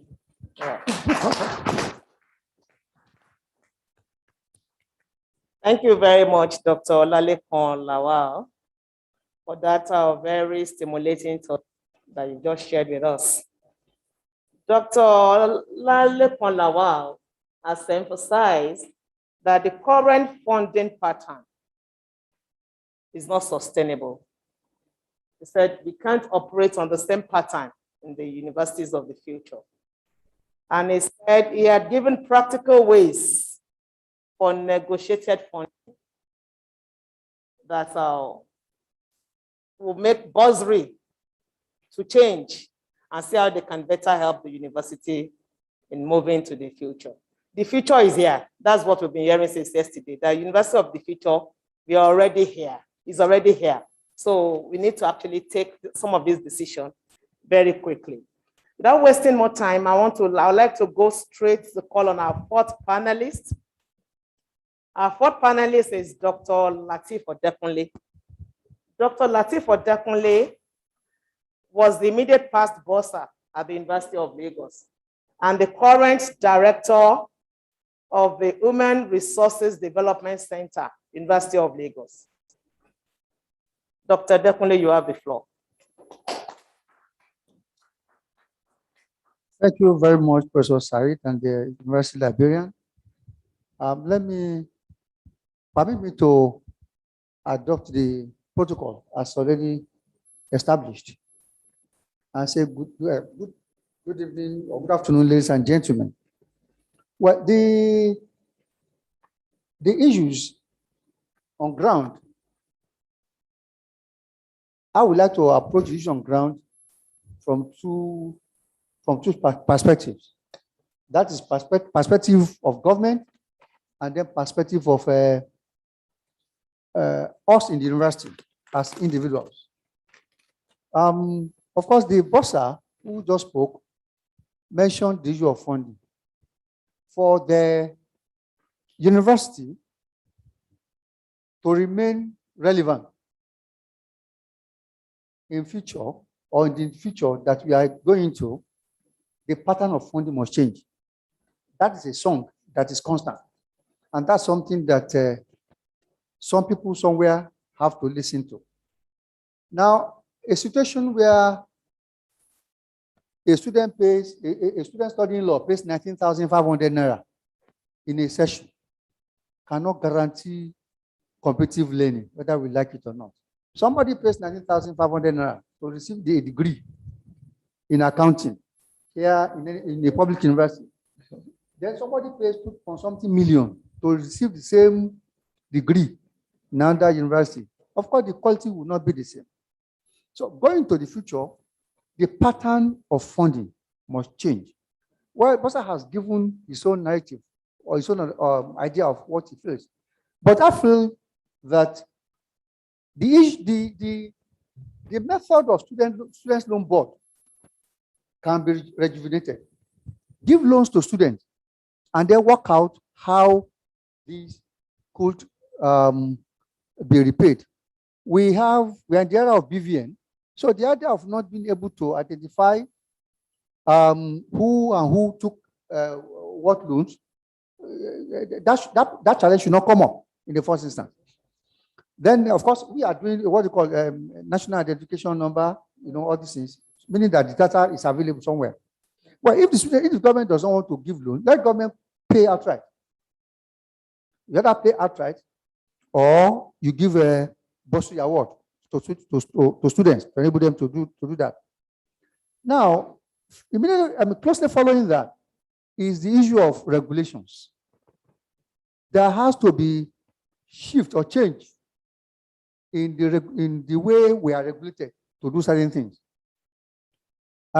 He just mentioned the issue of forex. TSA is good, it's working very well, but there's a challenge when it comes to collecting money in a foreign currency. Not only that, there are some international organizations who will not want to give you money.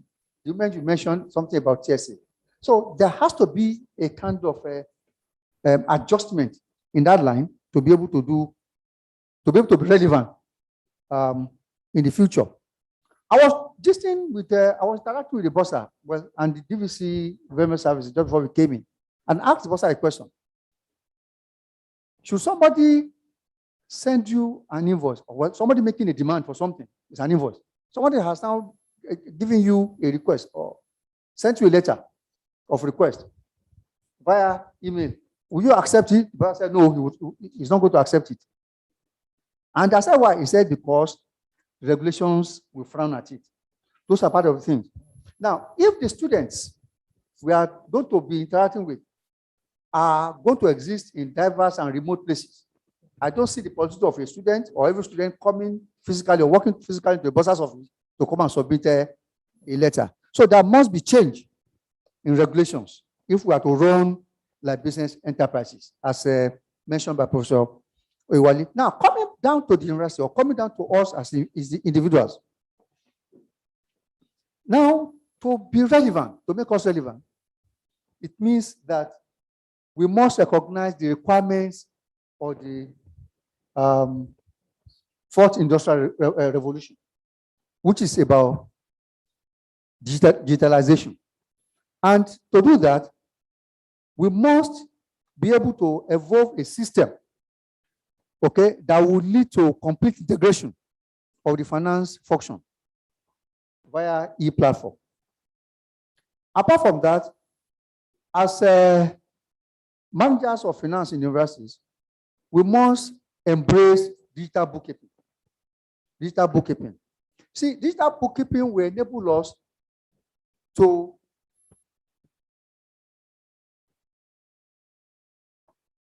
manipulate, or let me say manage our data online in a way that will be comprehensive, that will be open, and then follow international best practices. But let me equally mention that in the process of trying to embrace digital bookkeeping, there may be the tendency, or there may be fear of persons losing job or whatever. No, I don't believe so. Rather, the challenge, the initial challenges will create or will lead to opportunities, because people will have to learn new skills of doing things. Apart from that, digital bookkeeping or digitalization will lead to reduction in certain costs. After all, if we go online, if we go digitalized, we no longer be incurring costs on stationaries. Then we have less need for office space. So meaning that our demand for furniture, our demand for office rooms will reduce. Those will come in form of a reduction. Then the staff themselves, we have to take up the challenge of continuing education.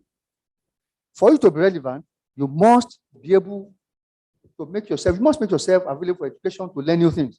And of course, there must be support from the university system, just as Dr. Mayaki said the other time, that members of staff should be seen as assets and not just work tools. So they must be treated, they must be assisted to have first-rate training.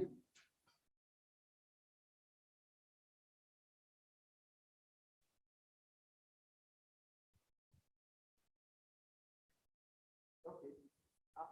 I've been advised that I must remove my camera. Okay. Okay, that's all right. So you are diminishing my testing. You know, this is part of the revolution.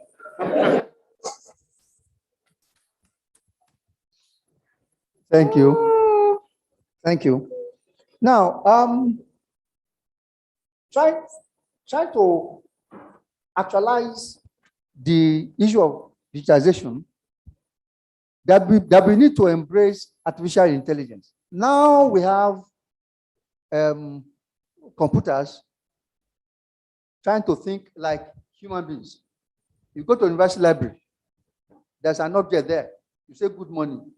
The machine will reply you. Where is Professor Zaid? The machine will tell you the office location, or the location of the office of Professor Zaid, and so on and so forth. We have artificial intelligence methodology or protocol that can use or determine cash positions, that can do reconciliation, that can confirm the liquid position of organizations. And of course, by extension, that goes to the audit system as well, that we need to change our tools of auditing and so on and so forth. Now, in terms of collaboration, if we are to be relevant to collaborate, there must be need for us to embark on data sharing. We must be able to share data among us and our collaborators. Otherwise, we'll be left behind. Now, because teachers and students will come from diverse and remote locations, it only means that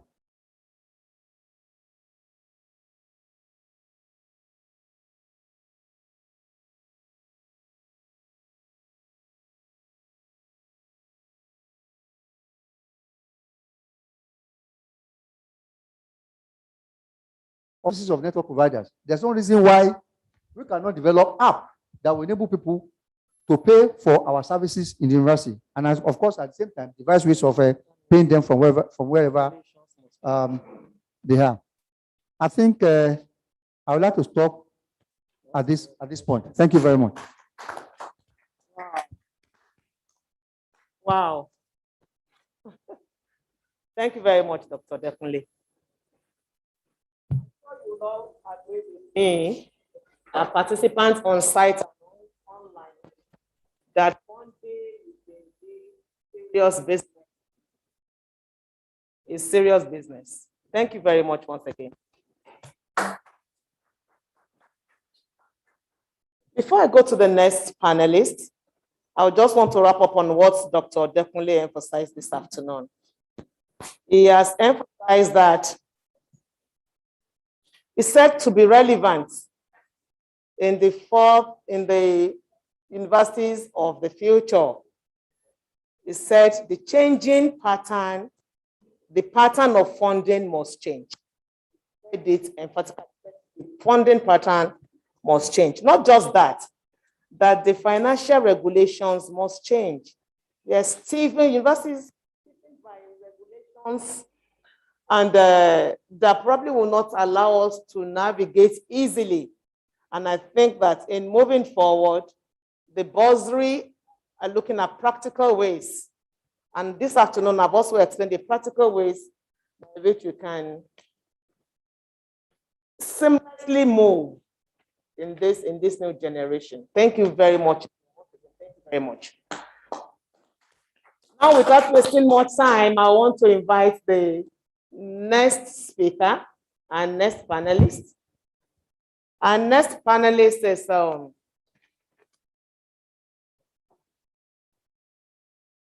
yes, our top panelist is Dr. Obafemi Moses. Earlier today, Dr. Obafemi Moses, our presenters, our panel presenters, and the keynote speaker says something. They said a university is peopled by a complex mix of individuals who are either students, staff, and external stakeholders. So that means administrators must change, or now we'll begin to change our system. So I will actually want you to share your thoughts with us this afternoon on what administrators can do, practical ways you can do moving forward. Thank you. Thank you very much. Good afternoon, Ma. And good afternoon, everyone, both on site and online.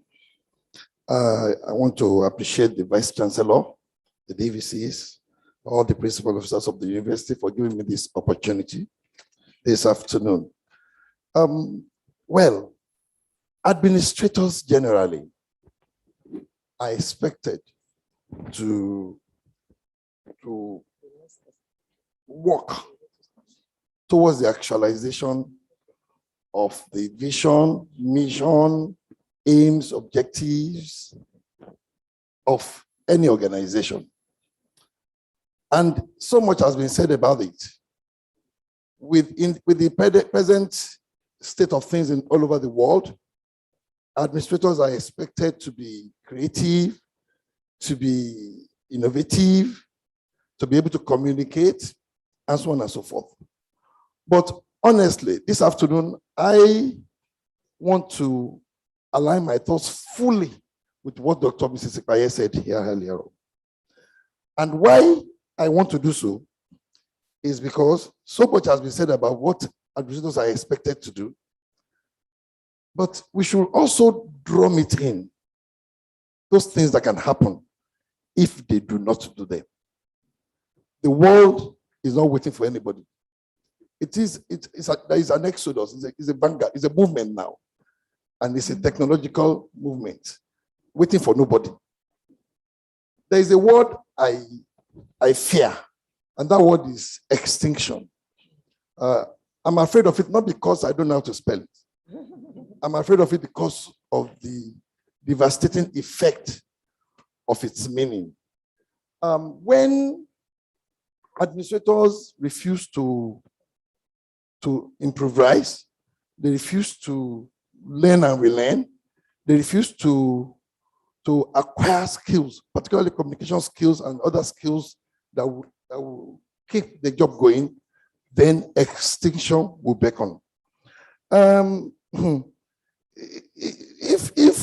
If an administrator or administrators generally are docile, and in these present times, you are asked to take up an appointment, to take up an assignment, and you're unable to do so, then something is wrong somewhere.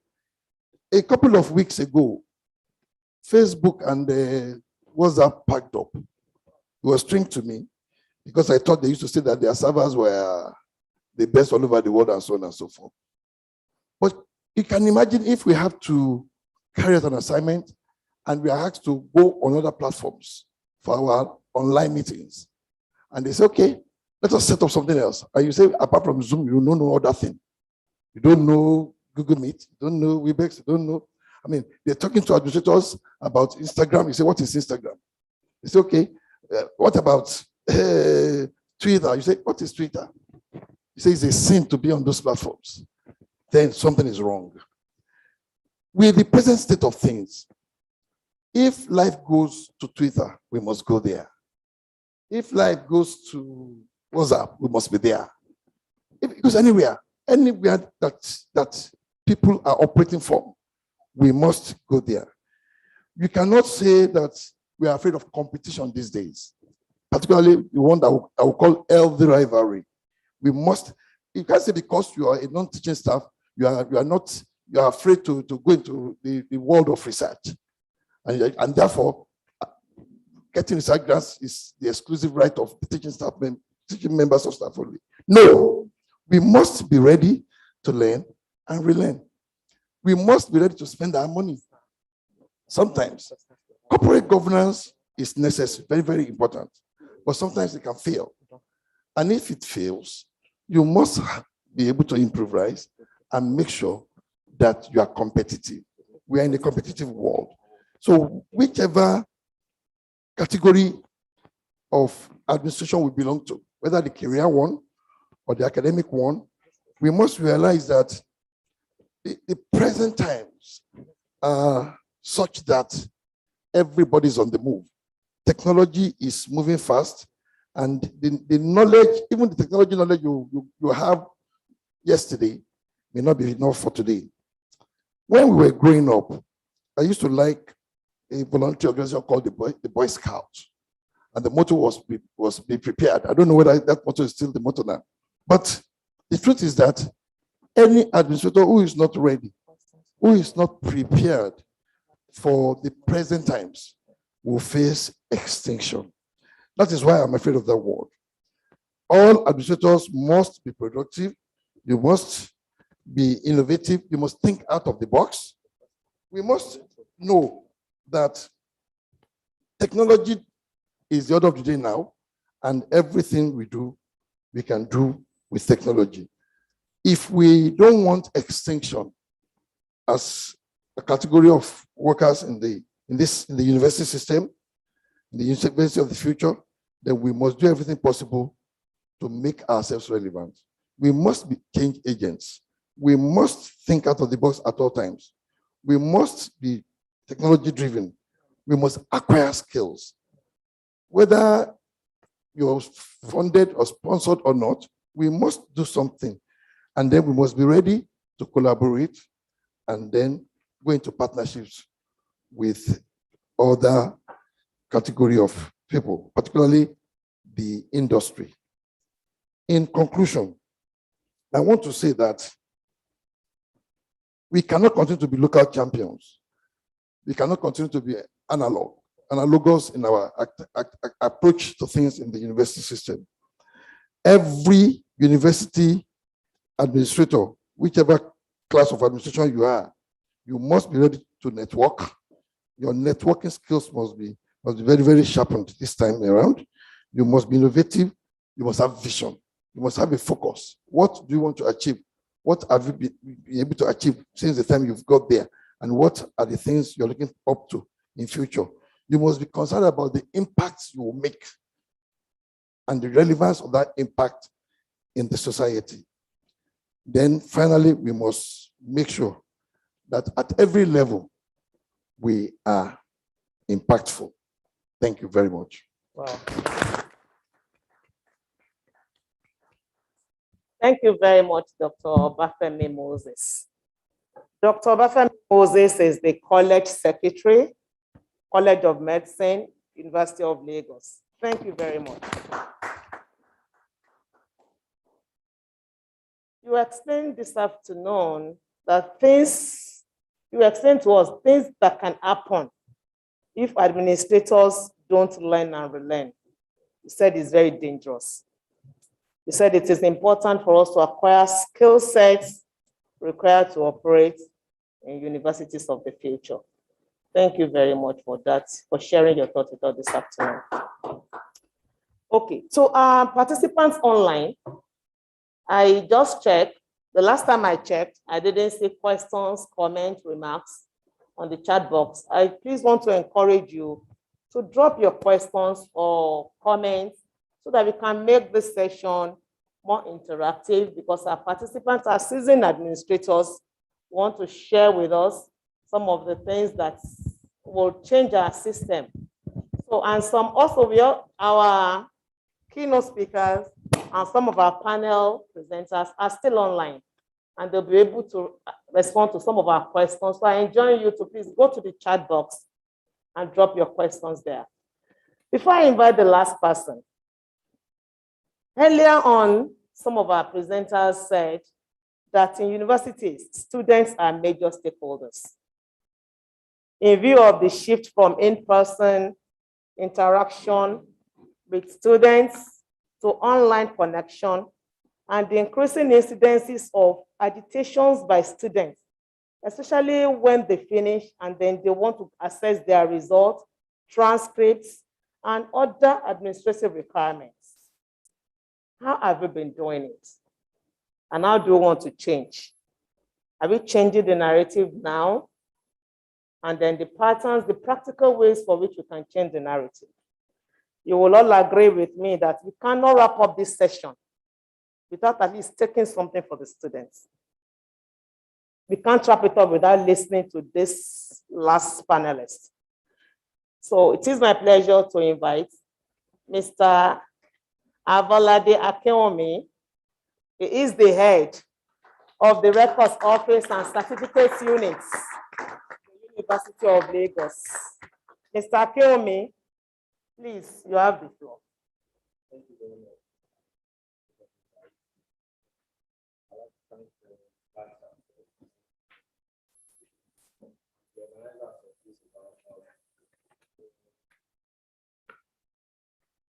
For giving me this rare privilege to be amongst my senior colleague to speak to this germane topic. And I'm looking at the University of the Future, Whither University Administration from the students' customer perspective. The students remain the major customer and client of any university. Without the students, there is actually no essence for a university. And every student who gains admission into the university, the ultimate aim is to become better in life.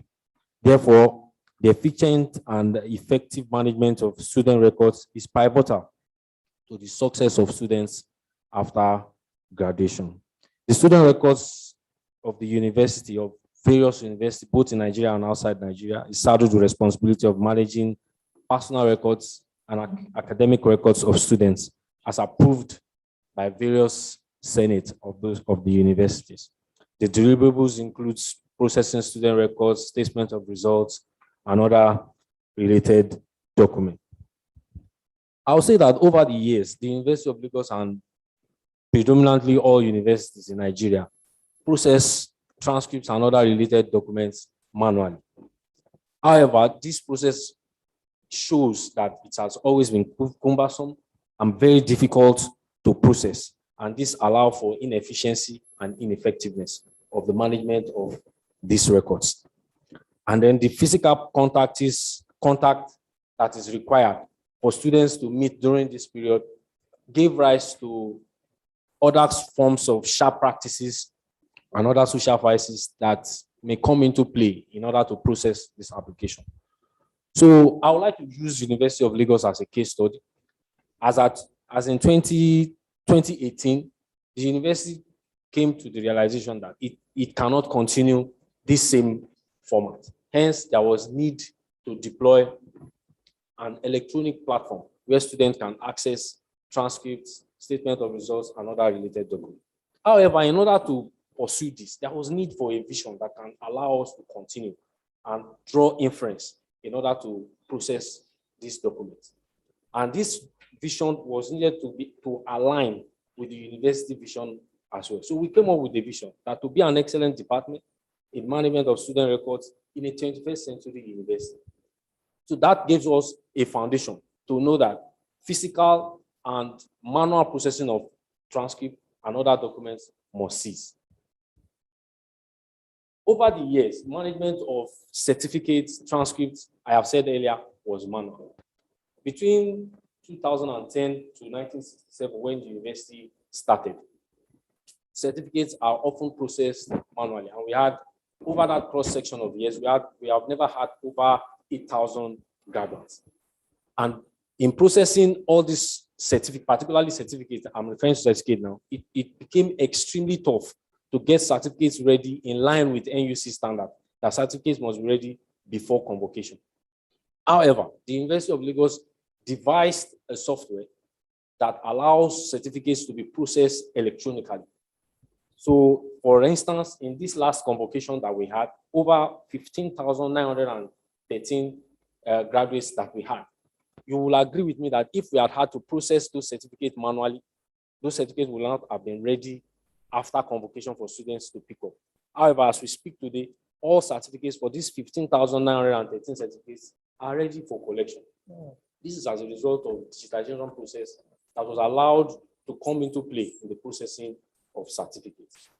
In addition, there was introduction of student transcript platform, where students can make application on the university portal, and they will get feedback for every application that they have made. As we speak, there are over 27 kinds of feedback that students can get for every stage of their application. This gave us opportunity to have a better interaction with students, a better interaction for complaints, where they can give us feedback on whatever they feel that we are not rendering, the services that we are not rendering appropriately. Because of these activities of the new platform that we created, it gave rise and allows us to have access to different other parameters that can assist us in the delivery of our services. It gave rise to globalization of application process, as applicants can now apply from anywhere in the world. They don't need to come physically to visit us for application.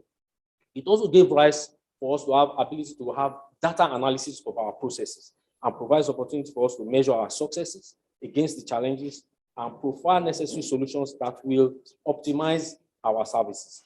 It also assisted us to plan and project on the deliverables that we offer, because we were able to analyze based on the data and the numbers that we are able to gather as a result of the electronic processing. It also gave rise for efficient and systemic control of the creation of our documents, maintenance, and retrieval of the documents as at when due.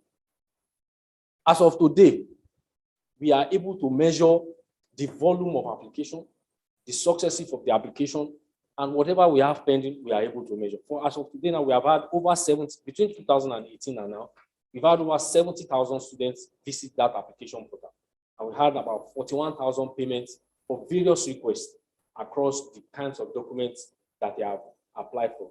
As of this afternoon, before coming on right now, we have about 25 just left unattended to. So you will agree that if it were to be physical processes, there was no way for us to benchmark and find out where we are lagging behind and what we needed to be done. As of that 2018, before the introduction of electronic platform, there were over 4,000 applications that were pending that were supposed to be manual. So what we needed to do was to first resolve those applications and find ways where we can manage both the new application and the old application. As of today, we have been able to clear all those backlogs. We now also found out that in 2000, as the world will agree with me, as in March 2020, the federal government gave the lockdown directive, and it implies that our staff could not access the office, and we had to work remotely from home. But because we have been able to introduce some level of electronic processes, about 70% of our processes are electronic, we were able to answer more and attend to more than 65 to 70% of applications and process and deliver them as at when due.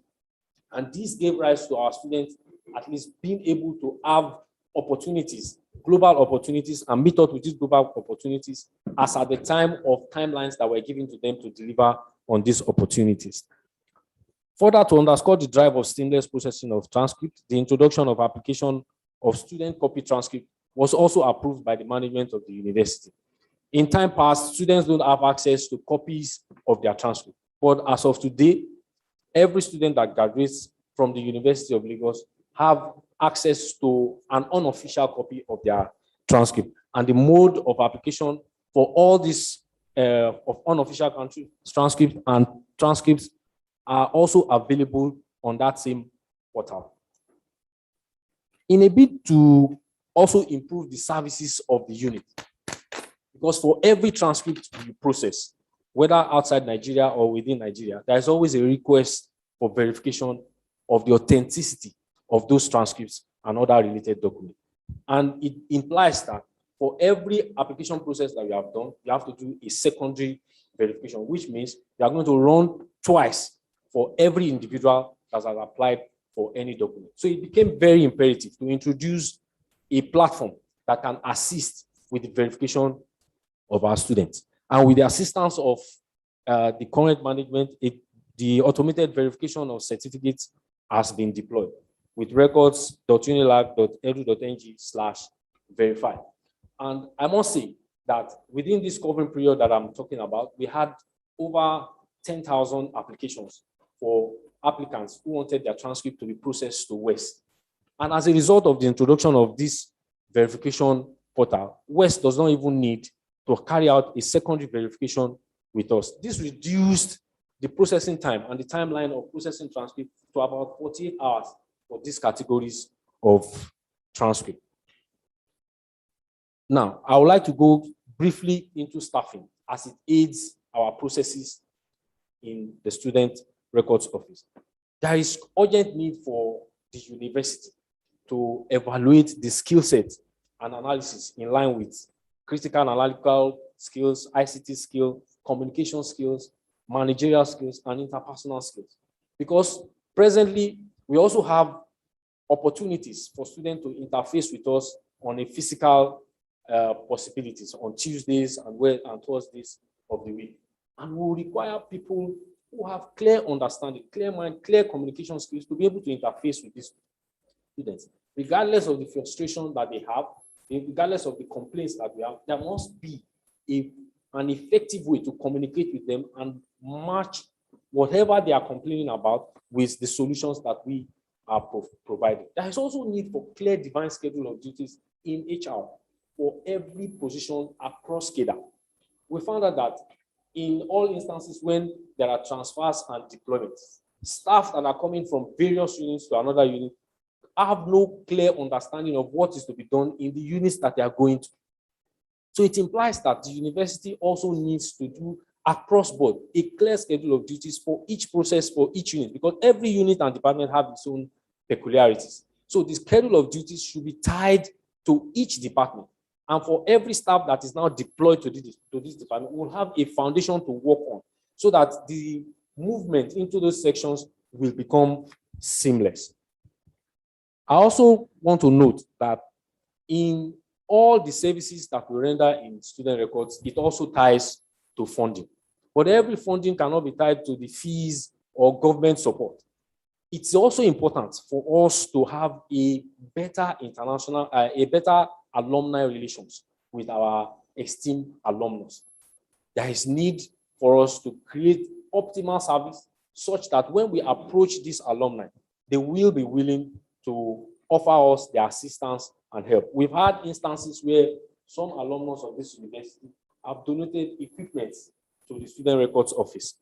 So if we continue to provide a positive service to students' needs and student expectations, there are very strong chances that we will find alumnus that will assist us in this direction. In conclusion, sir, I would like to say that administrators, regardless of the limitations that we have, regardless of the challenges that we have in wherever sections that we have been deployed to, there is need for us to be above board. There is need to have strong attitudinal change. As this is my expectation for this department. They don't have this, then I will not do anything. That is a wrong mindset for making things work in wherever you have found yourself provided. There is also a need for aggressive capacity building, not in expectation of what the university can do for you, but what you can do for yourself. You need to match your own goals with the institutional goals so that everybody will have a symbiotic winning relationship. Yeah, thank you very much. Wow. Wow. Thank you very much, Mr. Akinwumi, for that stimulating experience that you have shared with us. You said that without students, there can't be universities of the future. There can't be universities of the future without students. Therefore, students' life on campus and student life after graduation, it's something that administrators must take very seriously by providing efficient and effective services while they are still here. Because even after graduation, these students keep coming back. They want to come for reference letters to come do. And we also should not also forget alumni engagement in student life. So what you have said this afternoon is very, very important. Thank you. And I'm very happy about the information you have provided this afternoon, that the University of Lagos have deployed technology to transcript processing, and that from 2018 till now, you have captured the globalization of transcript processing. Then you have also introduced data analysis, such that you're actually rolling out the data right here. Thank you very much. So administrator is something that we all should do moving forward. Thank you very much. So we've come to the end of the panel discussion. We have questions online.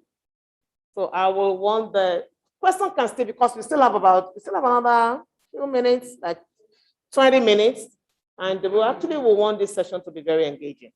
So our Deputy Vice Chancellor is there, is the moderator of the main session, is Professor Chukwu. He will take the questions, and I will then close the session. Thank you very much.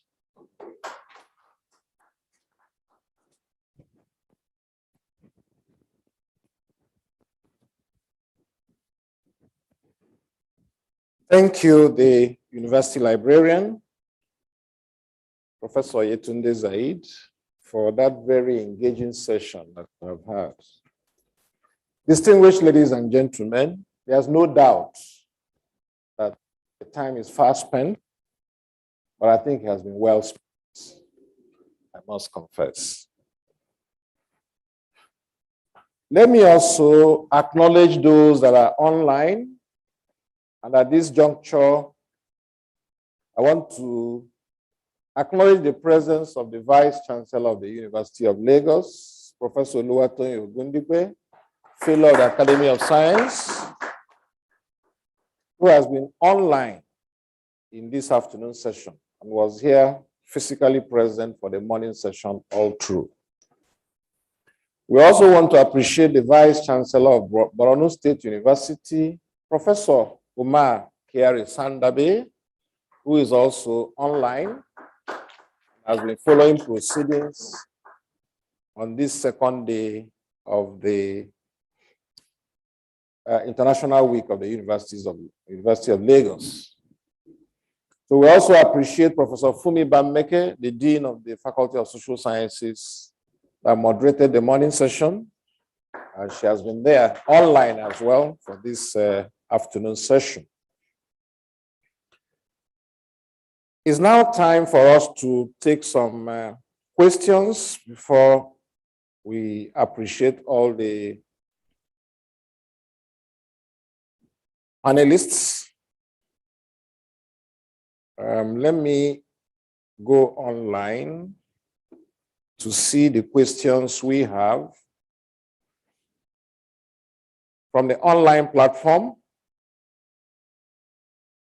DK Onyawa, the Director of University Partnerships for Coursera, actually commented earlier. It was a comment that he absolutely agreed that data-led insights will help to make informed decisions both on the current and future curriculum development. And he also follows up with a question.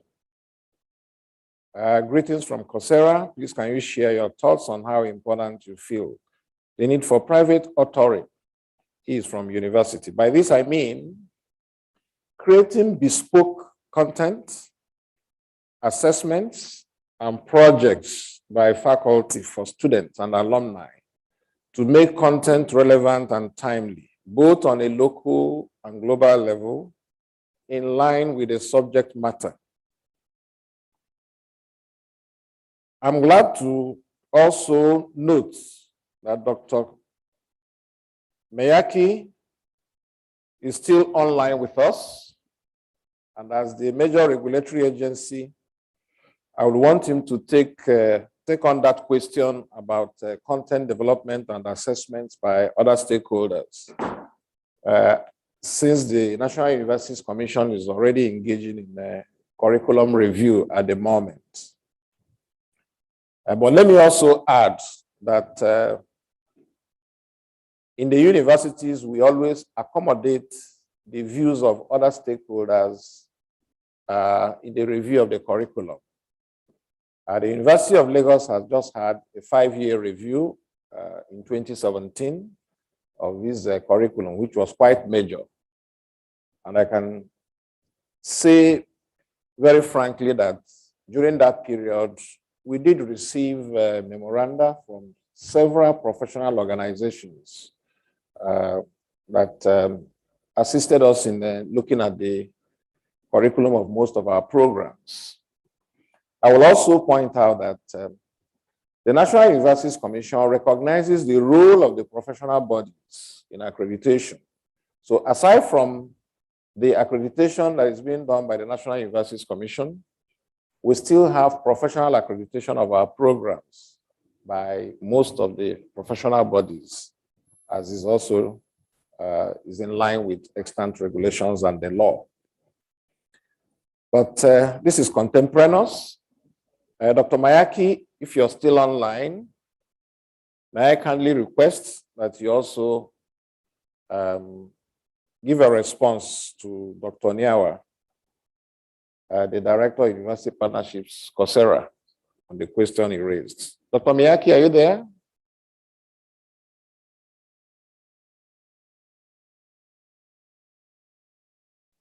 Are you there? Okay.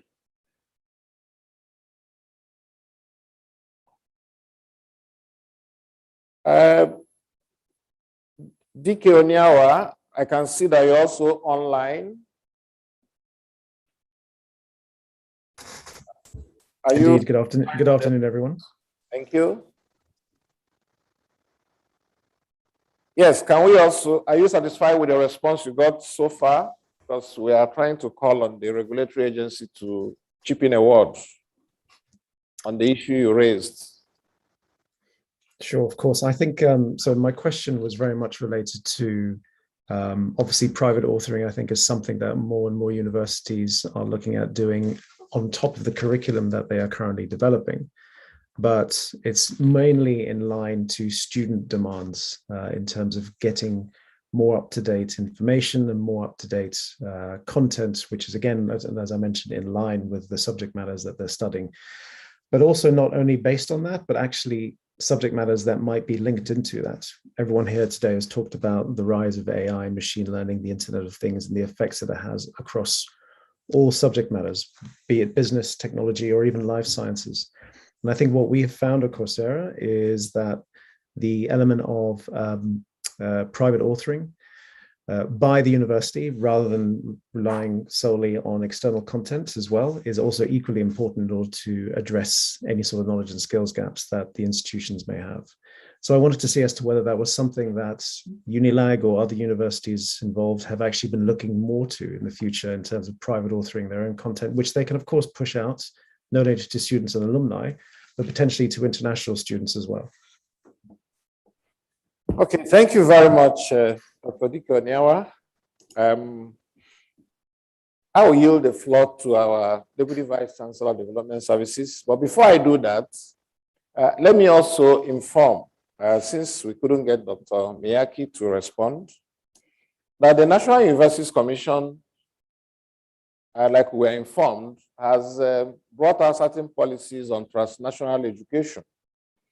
And some of those policies will guide issues such as the ones you're raising at the moment to address issues of content assessments through which individuals can now have some of those credits accredited to them when they are in normal conventional universities. So let me also yield the floor to the Deputy Vice Chancellor of Development Services, Professor Shenwa, to bring some insights to that. Professor Shenwa.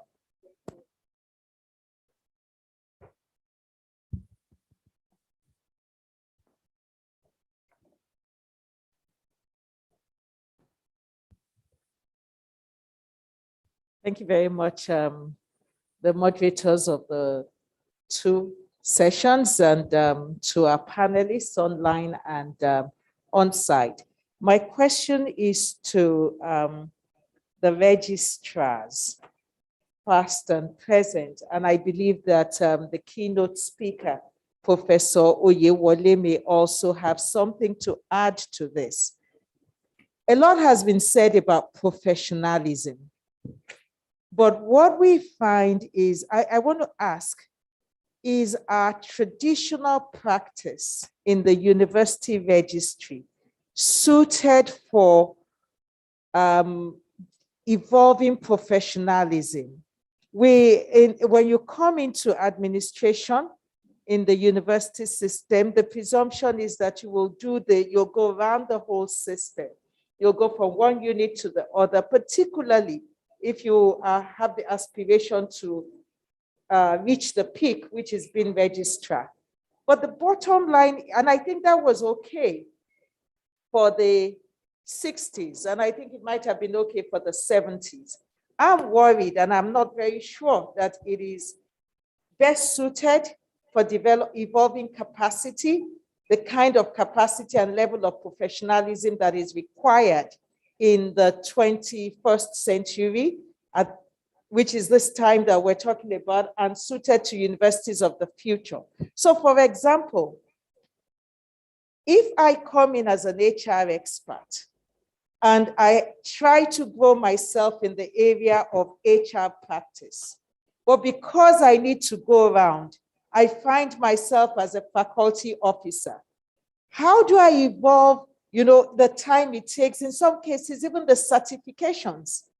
Or I come in as a communications expert, or I come in with whatever degree, and I'm in mainline administration, and then I'm posted to protocols, or I'm posted to facility management. Maybe we call it in UNILAG, auditorium management. the skills that are required in those things, the level of expectation when it comes to professionalism, are they the things that you can actually acquire and best demonstrate with this traditional approach of getting a little bit of each?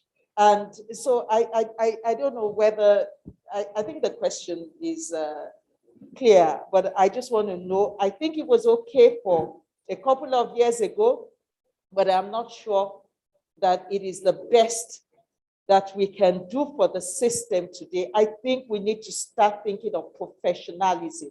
And I believe that if a vice chancellor can come from being a botanist or any other thing to provide overarching administration, we should also know that it is, even in banking, you don't have to go the whole route of banking to reach the peak. You know, so I think that we need to look at that so that we get the best out of our administrators as they garner experience on the job and also necessary certification. Thank you. Thank you very much, the Deputy Vice Chancellor, Development Services, for that intervention. But I can see online that Professor Yewale has his hand up to also give us some intervention on the issues on ground. Professor Yewale, you have the floor, sir. Yes, thank you very much. I will just want to add some things and then try to answer the question of the last speaker. I asked myself a question. Can Nigerian universities be competitive in the universities of the future? I think this is a question that will be in the mind of so many people. My answer is yes and no. Yes, if we are ready to effect some changes. One, we must digitalize administration. Teachers too will need to be retrained. Our professors will need to subject themselves to fresh training. The current curriculum that we are using will not be suitable to meet the needs of today or even tomorrow. Surely we have to change our curricula. Then in my earlier presentation, I talked about the need to belong to a league. Very, very soon, universities will be coming together to form leagues or brand leagues. And just somebody said, UNILAG brand. There will be need for some universities that are peculiar, that have some things that are peculiar to them to come together. Cost of learning will no longer be free. The university of the future cannot really accommodate free education as we are having it now. What is likely to happen is that there could be free undergraduate education, but those free undergraduates may need to acquire some additional skills at cost. And universities may be the one to provide this extra skill development, provision, which people must pay for them to be able to be relevant in their generation. One thing that we've not mentioned in this discussion is our governing councils. The governing councils will no longer be politicized as they are today. For the university of the future, intellectuals will need to take the front seat in the area of providing board leadership for universities. Not what we are doing now, appointing politicians who have no other assignment than politics. Will strike be entertained in the university of the future? The answer is no. Really, in the university of the future, nothing must be allowed to stop learning so far as the learner has paid for these services. Admission too will change for the university of the future. I know today we talk about JAM. JAM will need to change their strategy to meet up the demands of the university of the future. Let me now come to the last question raised by the Deputy Vice Chancellor. Are we going to continue with this generalized administrator registrar's profile in the university? The answer is no. Professionalism will demand specialization. And it will be necessary for anybody in any cadre in the university to be known as specialists. And that is what we refer to as professionalism. Individuals in the university system will be allowed to improve themselves so that it can be relevant with the changing system that will be existing in the world. Thank you very much for the opportunity to make this additional contribution. Thank you.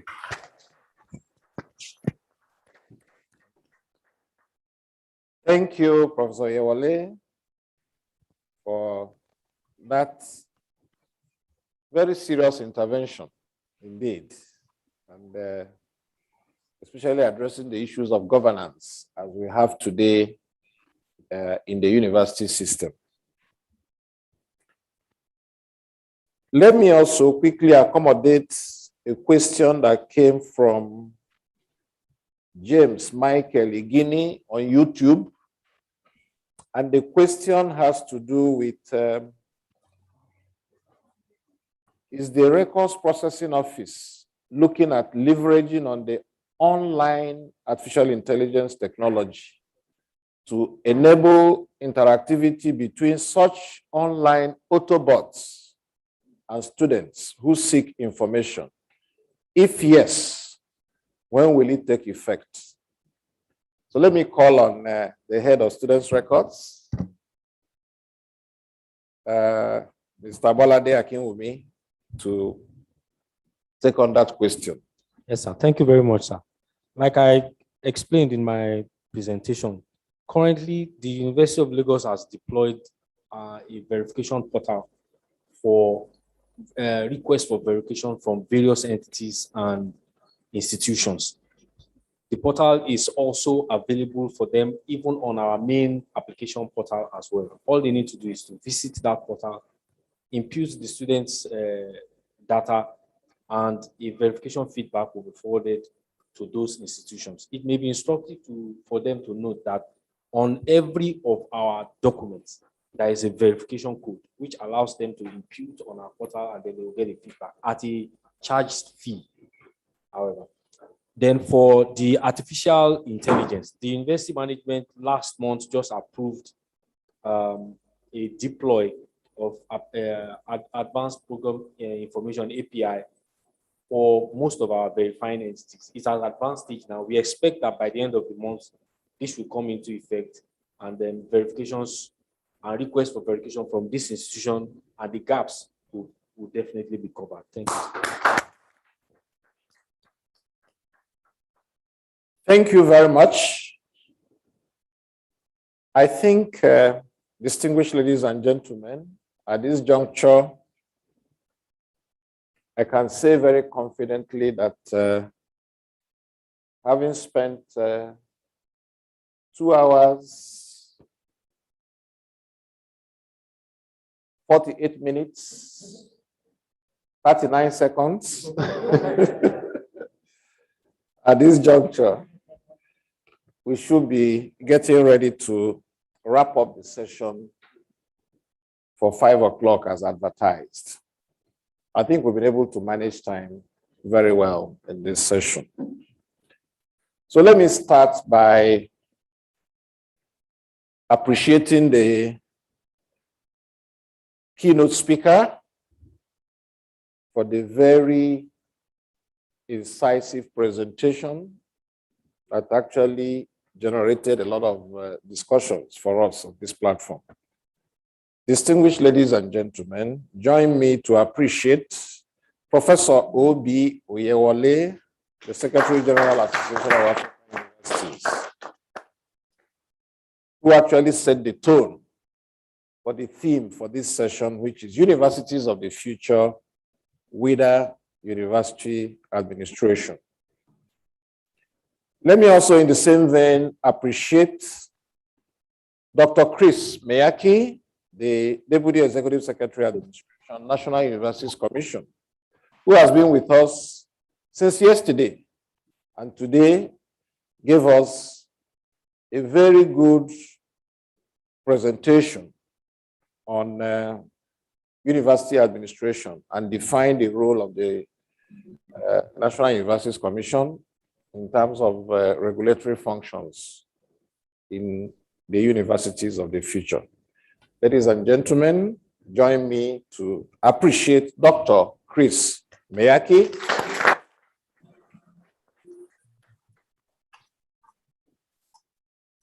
You can see that the University of the Future has already started because the chairman of the Association of Registrars of Nigerian Universities, who is currently in Abeokuta, was able to attend this international week and make presentation, despite the fact that he has left his actual location, which is Lafia in Nasarawa State. Distinguished ladies and gentlemen, let us appreciate Dr. Abubakar Memuda, the chairman, Association of Registrars of Nigerian Universities. We thank you very much for being there for us. I will also take the liberty to appreciate Professor Mrs. Yetunde Zaid that took charge of the panel discussion. We thank you for managing that session very well. And I will now request that you appreciate members of your panel. That's the reason I had to thank you first. So nobody will thank you after you have thanked them. All right. Thank you very much, the DBC Management Services. I appreciate your good work. Thank you. So he has thanked the keynote speaker and the panel presenters. But I actually want to, beyond appreciating the discussant this afternoon, I want to sincerely thank other participants who are online, who have stayed all along to listen to this session, and who have contributed immensely in making the session lively through their questions. Now I want to thank our panelists, starting from because I want us to leave in 2 minutes. So I'll just say thank you to all discussants for your good work and for sharing your thought with us. I appreciate you, and I want to charge you to please keep up the good work so that we can easily navigate in the universities of the future. Thank you.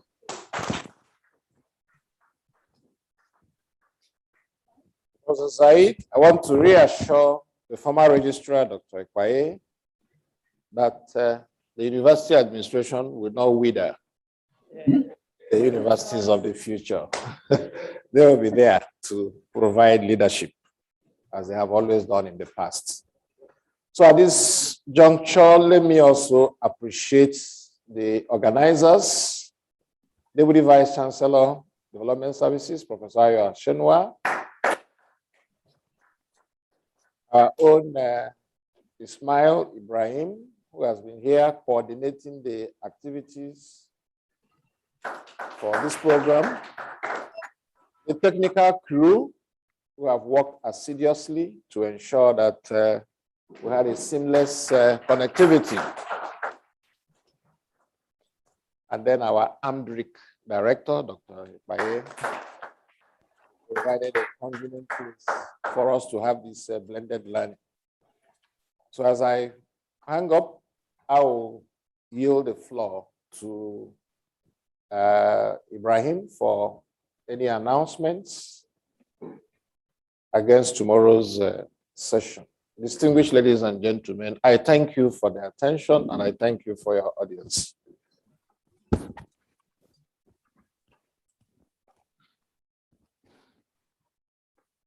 Thank you very much, Deputy Vice Chancellor of Management Services. I think it's been a day well spent. Okay, for tomorrow, which is going to be the last session, it promises to be actually very interesting and a bit of anticlimax to what we've been having. Because tomorrow we're going to be doing something different. We're going to be looking at the case studies of collaborations that have worked, that have actually, worked, that have looked at things that's outside the box.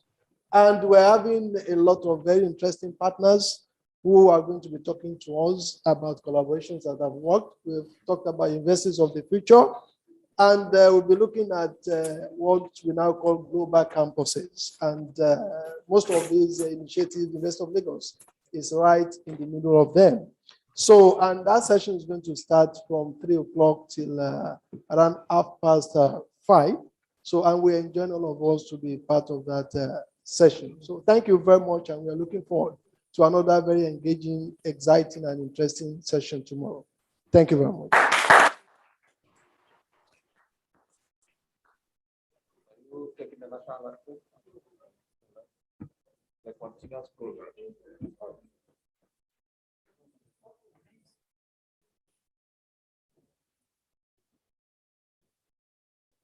Okay, we end the meeting at this point in time.